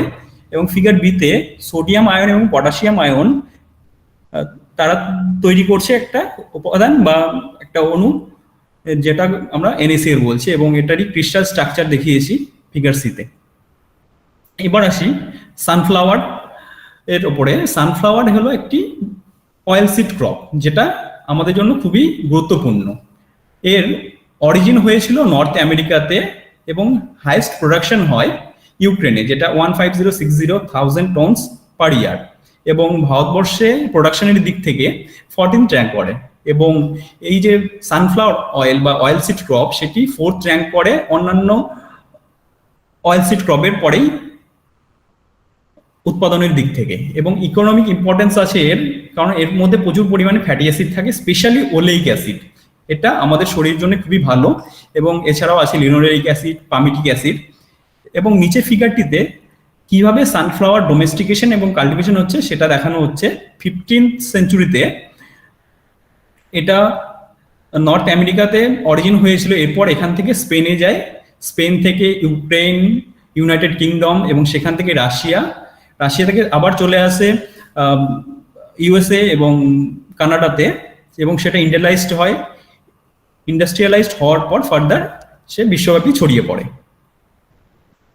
তো সানফ্লাওয়ারে কিছু হেলথ বেনিফিট থেকে শুরু করে কিছু গুরুত্বপূর্ণ আমাদের শরীরে গুরুত্বপূর্ণ ভূমিকা পালন করে। যেমন আমাদের ব্লাড কোলেস্টেরল লেভেলকে মেনটেন করে, আমাদের ইনসুলিন লেভেলকে রেগুলেট করে, ব্রেন হেলথকে মেনটেন করে, আমাদের হার্ট অ্যাটাক বা যেটা বলি হার্ট রেট যে হেলথ, সেটাকেও অনেকটা ভালো রাখে এবং এর অ্যান্টি অক্সিডেটিভ এফেক্ট আছে এবং অ্যান্টি ইনফ্লামেশন এফেক্ট আছে এবং ভিটামিন ই প্রচুর পরিমাণে পাওয়া যায়, সেই জন্য এটি অত্যন্ত গুরুত্বপূর্ণ আমাদের জন্য। তো আমার পিএইচডির কাজের আমি প্রথমেই 3টি সানফ্লাওয়ার ভ্যারাইটিকে চুজ করি। এগুলোর কোনো স্যালিনিটি এফেক্টেড কিনা সেগুলোর কোনো ডেটা ছিল না। প্রথম জিকে ভিকে থেকে এগুলোই পাবলিশ করা হয় বা ছাড়া হয় সিটগুলোকে, কিন্তু এগুলোর কোনো রিপোর্টেড নেই এখনো যে এগুলো কতটা সল্ট এফেক্টেড কিনা। তো সেই কারণে আমাকে প্রথমে স্যালিনিটি কতটা টলারেট করতে পারে সেটাকে আমাকে দেখতে হয়েছিল। আমি সাধারণত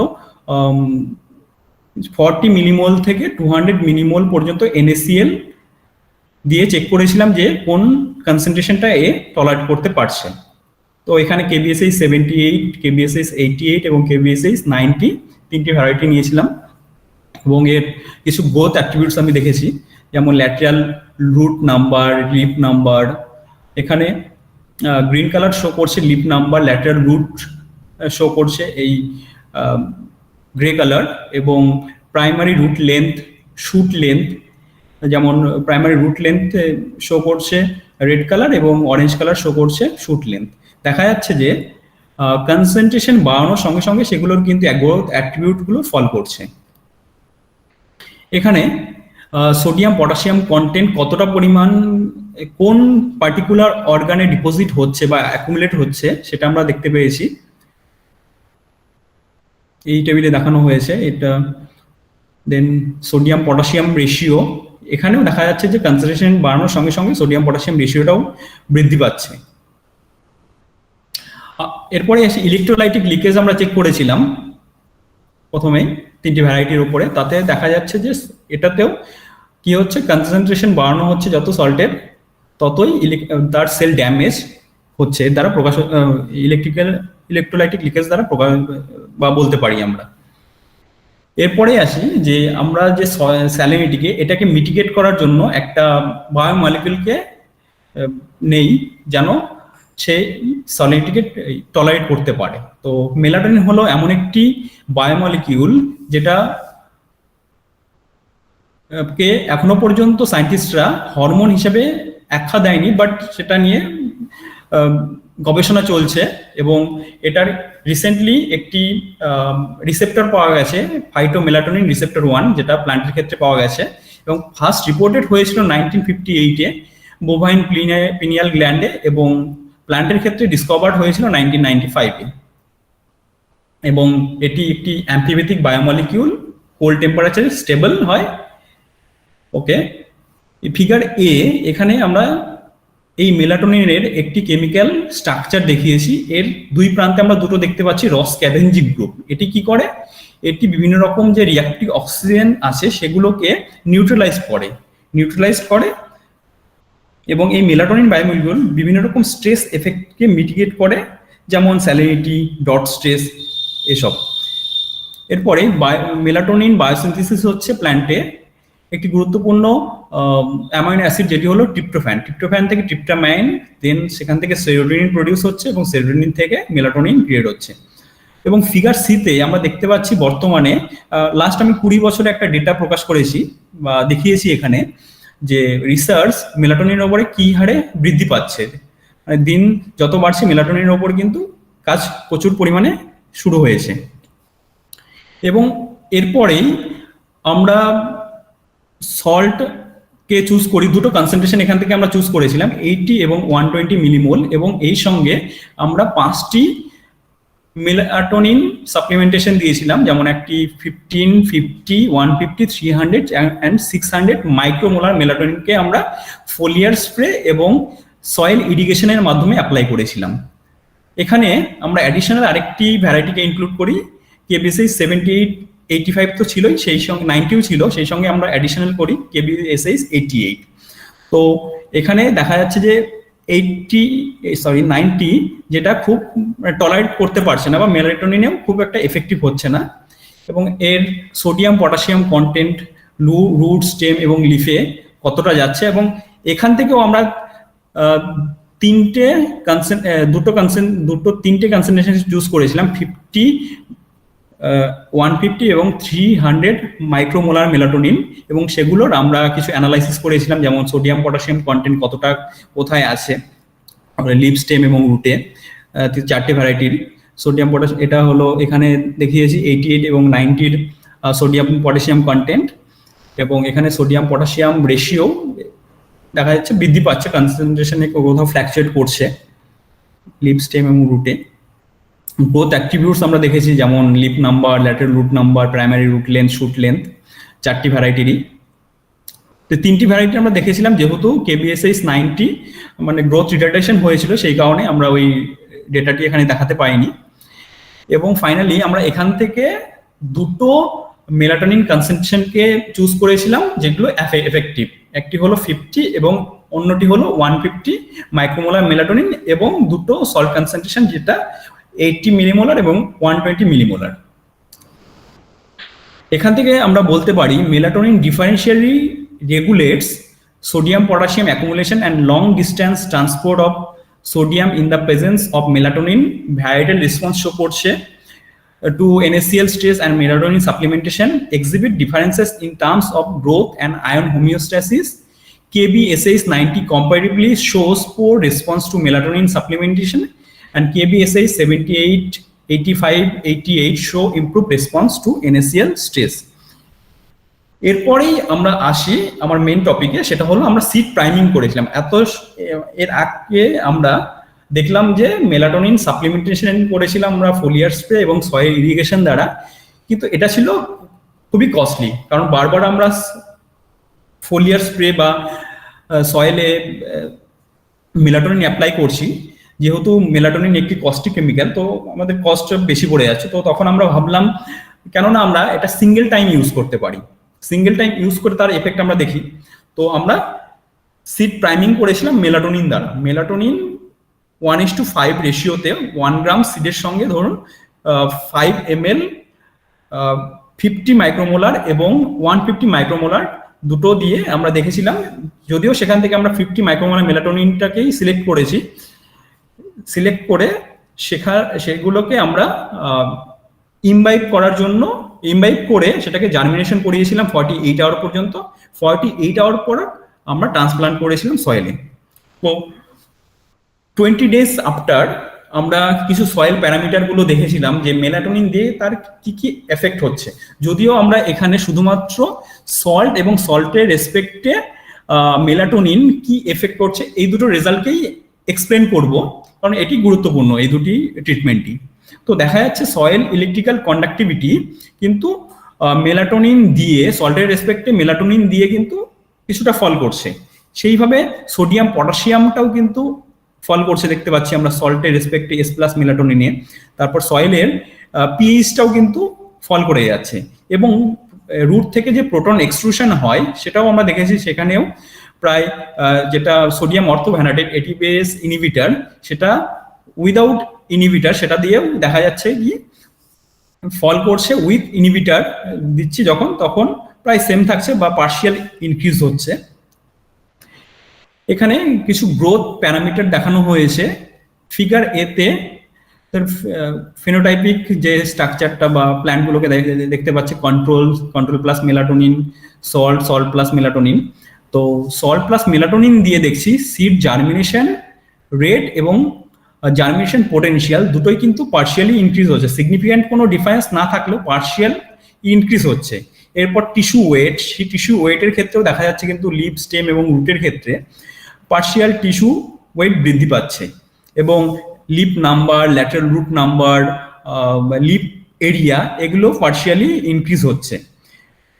এই সঙ্গে ফিগার ইতে আমরা দেখতে পাচ্ছি primary root and shoot length এবং রুট শুট রেশিও এবং ল্যাটারাল রুট এগুলো কিছুটা বৃদ্ধি পাচ্ছে, এবং কিছু কিছু প্যারামিটার গুলো ফল করছে।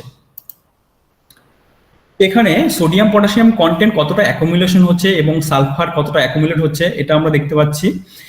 ফিগার এতে দেখতে পাচ্ছি যে সোডিয়াম এবং পটাশিয়াম, সোডিয়াম যেটা ব্লু কালার, সোডিয়াম যেটা গ্রিন কালার ইন্ডিকেট করছে, যেটা কিন্তু সোডিয়াম অ্যাকুমুলেশন কিন্তু ফল করছে এবং পটাশিয়ামও ফল করে যাচ্ছে। কিন্তু এখানে মেলাটোনিন দিয়ে সালফারের কন্টেন্ট, সালফার অ্যাকুমুলেশন বেড়ে যাচ্ছে। এবং প্রোলিন কন্টেন্ট, যেটা স্ট্রেস, আমরা বলি যে প্রোলিন একটি স্ট্রেস অ্যামাইনো অ্যাসিড, হ্যাঁ, সেখানে তো মেলাটোনিন দিয়ে প্রোলিনের যে পরিমাণ সেটা বৃদ্ধি পাচ্ছে এবং সেটা অসমোলারিটি মেনটেন করে যদিও। এবং আরেকটি প্যারামিটার সেটি হলো ম্যালান্ডিহাইড, যেটা ম্যালান্ডিহাইড বা লিপিড পারক্সিডেশন, সেটা কিন্তু সল্টের রেসপেক্টে এস প্লাস মেলাটোনিন কমছে। এটা একটা ভালো ইন্ডিকেশন গাছের পক্ষে। তাই এরপর দেখছি এই স্লাইডে যে গ্রোথ ক্লোরোফিল কন্টেন্ট, যেটা ক্লোরোফিল এ যদিও কোনো সিগনিফিক্যান্ট চেঞ্জ নেই, বাট ক্লোরোফিল বি অনেকটা বেড়ে গেছে। তার ফলে টোটাল ক্লোরোফিল কন্টেন্টও স্বাভাবিকভাবে বেড়ে যাবে। এবং ক্যারোটিনয়েডও যদিও একটা রিভার্স ট্রেন্ড দেখতে পেয়েছি এখানে, যে ক্যারোটিনয়েড কন্টেন্টটা ফল করে যাচ্ছে। এখানে কিছু অ্যান্টিঅক্সিডেন্ট এনজাইম, সেগুলো খুবই গুরুত্বপূর্ণ। ক্যাটালেস, যেটা অনেকটা বৃদ্ধি পেয়েছে, সিগনিফিকেন্টলি অনেকটা ইনক্রিজও করেছে। পারঅক্সিডেস তেমন কোনো সিগনিফিক্যান্ট চেঞ্জ নেই। এবং সুপারঅক্সাইড ডিসমিউটেজ বা পার্সেন্টেজ ইনহিবিশন, এটা একটু পার্শিয়ালি কমেছে। সিস্টিন অ্যান্ড H2S মেটাবলিজম, যেটা সিস্টিন এবং হাইড্রোজেন সালফাইড আমরা মেটাবলিজম বোথ ইনভলভ থাকে রেডক্স রেগুলেশন, সিগন্যাল ট্রানজাকশন এবং অ্যান্টি অক্সিডেন্ট ডিফেন্সে। তো সিস্টিন কন্টেন্টটা মেলাটোনিন দিয়ে কিছুটা কমেছে এবং এর যে এনজাইম OSTL সেটিও অনেকটা ফল করে গেছে। এবং হাইড্রোজেন সালফাইড অনেকটা বেড়ে গেছে, এর এনজাইম এলডেস তার অ্যাক্টিভিটিটাও অনেকটা বৃদ্ধি পেয়েছে। এবার আসি glutathione metabolism. Glutathione metabolism stress কন্ডিশনে কি কম্পোনেন্ট হিসেবে কাজ করে, এটিও রেডক্স হোমিওস্ট্যাসিসকে মেনটেন করে এবং সেলুলার কোল্ড স্ট্রেস এটসেট্রা। এখানে গ্লুটাথায়ন রিডাকটেজ, রিডিউস গ্লুটাথায়ন, সেটা অনেকটা বৃদ্ধি পেয়েছে সল্টের রেসপেক্টে এস প্লাস মেলাটোনিনে। গ্লুটাথায়ন রিডাকটেজ অ্যাক্টিভিটি সেটা কিছুটা কমেছে এবং অক্সিডেটিভ যে অক্সিডাইজড গ্লুটাথায়ন কন্টেন্ট সেটা কিন্তু এখানে ফল করে গেছে এবং reduced and oxidised glutathione ratio অনেকটা বেড়ে গেছে। এই স্লাইডে histochemical localisation and quantification of hydrogen peroxide এবং অ্যান্ড সুপারঅক্সাইড আমরা দেখিয়েছি।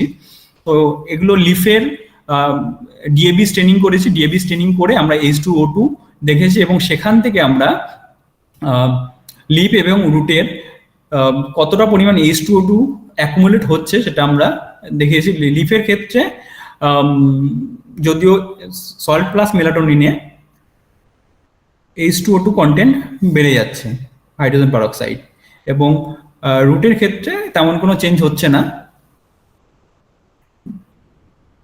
এবং ফরমাজেন কন্টেন্ট, যেটা সুপার অক্সাইডকে আমরা এস্টিমেট করার জন্য ফরমাজেন কন্টেন্টকে নিয়েছিলাম, ফরমাজেন এখানে তেমন কোনো সল্টের রেসপেক্টে লিপ এবং রুটে চেঞ্জেস দেখা যায়নি।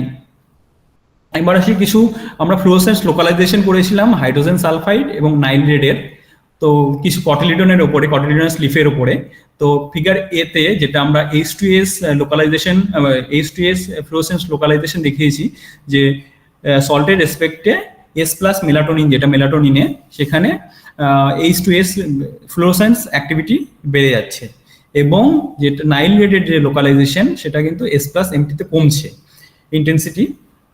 এখানে ইন্টেন্সিটিটা দেখানো হয়েছে এই ফিগারে, এবং টোটাল নিউট্রাল লিপিড কন্টেন্ট যেটা সেটা কিন্তু অনেকটাই বেড়ে গেছে এস প্লাস মেলাটোনিন, যেটা গাছের পক্ষে খুবই ভালো বা সল্টের রেসপেক্টে। রস লোকালাইজেশন সেটা আমরা দেখিয়েছিলাম দেখেছিলাম ওই কটিলিডনাস লিফের প্যালিসেড এবং স্পঞ্জি প্যারেনকাইমা ইন্ডিভিজুয়ালি। তো প্যালিসেড যে প্যারেনকাইমা সেখানে সল্টের রেসপেক্টে ROS লোকালাইজেশন অনেকটা কমে গেছে এবং স্পঞ্জি যেটাতে স্পঞ্জি প্যারেনকাইমা সেখানে সিগনিফিকেন্টলি তেমন কোনো চেঞ্জ হয়নি। এবার কিছু ক্যালোস লোকালাইজেশন করেছিলাম আমরা, ক্যালোজের এই প্রাইমোরিয়া স্টেজ 4 ডে ওল্ড সিডলিং নিয়েছিলাম এবং ল্যাটারাল রুট যেগুলো আমরা 20 ডে ওল্ড রুট থেকে নিয়েছিলাম। তো এখানে দেখছি আমরা যে ক্যালোস কিন্তু এস প্লাস মেলাটোনিনে কিছুটা বেড়ে যাচ্ছে। এর দ্বারা বলা যেতে পারে ক্যালোস ডিপোজিশনের ফলে সোডিয়াম অ্যাকুমুলেট হতে পারছে না, যার ফলে এখানে প্রাইমর্ডিয়ার সংখ্যা কিন্তু বৃদ্ধি পাচ্ছে পার্শিয়ালি। এবং এখানে ল্যাটেরাল রুট টিপ, সেই ল্যাটেরাল রুট টিপেও কিন্তু এস প্লাস মেলাটোনিনের ক্যালোস ডিপোজিশন বৃদ্ধি পাচ্ছে। ওভারঅল এই স্কিম্যাটিক ডায়াগ্রামে আমি দেখিয়েছি কি কি রেজাল্টগুলো দেখা দিয়েছে, যেমন রেড কালার আপ রেগুলেশন হচ্ছে, বাড়াচ্ছে, এবং down regulation green colour.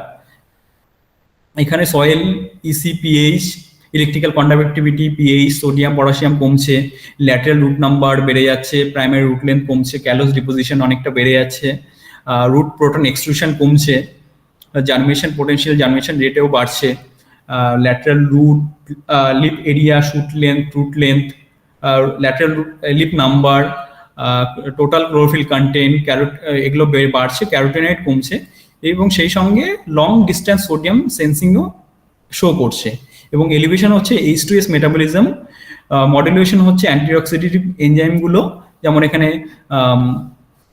SOD কম থাকার ফলে H2O2 বাড়ছে, H2O2 বেড়ে যাওয়ার ফলে আবার ক্যাটালেস এবং পারক্সিডেস বেড়ে যাচ্ছে, যার ফলে কিন্তু এটা নিউট্রালাইজড হয়ে যাচ্ছে। এবং এখানে ওএসটিএল অ্যাক্টিভিটি দ্বারা ওএস থেকে সিস্টিন প্রডিউস হচ্ছে, কম প্রডিউস হচ্ছে। এখানে এই সালফার কন্টেন্টটা সবগুলোর সঙ্গেই প্রায় যুক্ত, যেমন সিস্টিনের সঙ্গে, ওএস এর সঙ্গে, হাইড্রোজেন সালফাইডের সঙ্গেও যুক্ত আছে, এবং গ্লুটাথায়ন রিডাক্টেজের সঙ্গেও, এবং proline content, total neutral lipid কন্টেন্টও বেড়ে যাচ্ছে।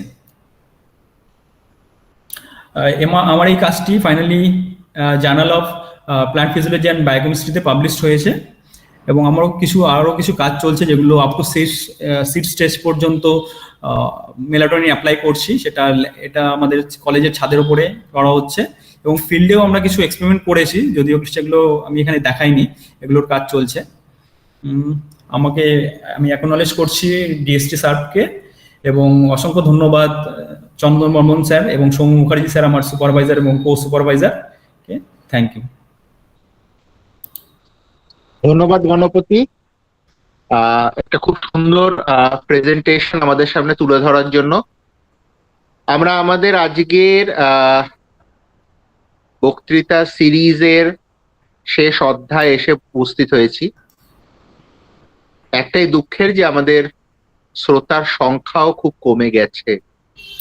আমি জানি না, প্রথম দিন আমি এই অনুযোগটা সবার কাছে রেখেছিলাম, কিন্তু আজকে শেষ বেলায় এসে সেই অনুযোগটাই থেকে যাচ্ছে। যাই হোক, আমাদের যারা শ্রোতারা আছেন, আমাদের চারজন বক্তাই আজকে খুব সুন্দর চারটে ডিফারেন্ট টাইপের বক্তব্য রেখেছেন। অধ্যাপক বর্মন কিভাবে ক্লাইমেট চেঞ্জ প্লান্ট পলিনেটরকে এফেক্ট করছে সেই নিয়ে খুব সুন্দর বলেছিলেন। দেবস্মিতা ম্যাডাম কিভাবে আমাদের ইলেকট্রনিক ডিভাইসকে আমরা আরো সাস্টেনেবল ওয়েতে ইউজ করব, এবং কিভাবে তাদের রিইউজ, রিসাইকেল করা উচিত, সেটা নিয়ে খুব সুন্দরভাবে বলেছেন। আমাদের গবেষক ছাত্রী রুবাই এনভায়রনমেন্টাল এস্ট্রোজেন নিয়ে খুব সুন্দর বলেছে, এবং শেষে গণপতি, আমাদের উদ্ভিদবিদ্যা বিভাগের গবেষক ছাত্র, মেলাটোনিন কিভাবে উদ্ভিদে যে স্ট্রেস, সেই স্ট্রেসে হেল্প করে বা রিলিফ করতে সাহায্য করে সেটা নিয়ে বলেছে। তো আমাদের এই বক্তারা রয়েছেন, যদি কোনো শ্রোতার কোনো প্রশ্ন থাকে আপনারা ইন্টারঅ্যাক্ট করতে পারেন। কারোর কি কোনো প্রশ্ন আছে?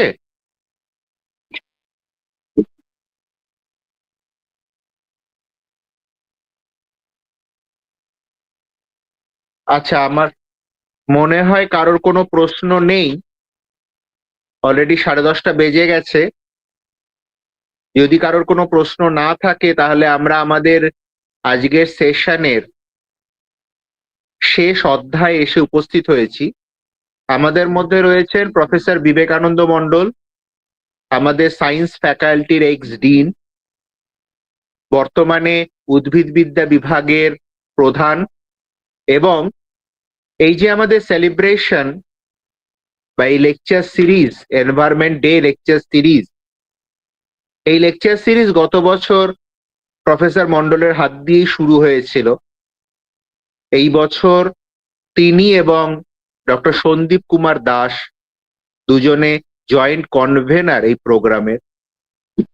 তো আমি স্যারকে রিকোয়েস্ট করব আমাদের এই প্রোগ্রামের অন্তিম লগ্নে যদি তিনি তার মূল্যবান বক্তব্য রাখেন অ্যাজ এন অর্গানাইজার, এবং আমাদের সমস্ত শ্রোতাদের, বক্তাদের অর্গানাইজিং কমিটির তরফ থেকে ধন্যবাদ জ্ঞাপন করেন, তাহলে আমাদের এই লেকচার সিরিজের একটি মধুরেণ সমাপয়ত হতে পারে। প্রফেসর মন্ডল। হ্যাঁ, ধন্যবাদ ডক্টর সরকার। আজকের এই সান্ধ্যকালীন আলোচনা সভায় চারজন বিশিষ্ট বক্তা, ডক্টর চন্দন বর্মন, ডক্টর দেবস্মিতা সাহা এবং আমাদের মিস রুবাই আহমেদ এবং মিস্টার গণপতি বসাক, এই চারজন বক্তাকে আমাদের অর্গানাইজিং কমিটির তরফ থেকে আন্তরিক শুভেচ্ছা, অভিনন্দন এবং কৃতজ্ঞতা জানাই। আপনাদের মূল্যবান সময় অতিবাহিত করে খুবই গুরুত্বপূর্ণ চারটে টপিকের উপর আপনারা আপনাদের মূল্যবান ভাবনা বা ধারণা এবং পরিবেশ সচেতনতার চারটে গুরুত্বপূর্ণ দিক আপনারা তুলে ধরেছেন। আমরা যারা শ্রোতার আসনে ছিলাম প্রত্যেকেই আমরা ভীষণভাবে উপকৃত হয়েছি। আপনাদের এই যে মূল্যবান গবেষণাপত্র বা আপনাদের যে পরিবেশ সংক্রান্ত যে ভাবনা, সেটা সবার মধ্যে বিস্তারিতভাবে বিশ্লেষণ করেছেন।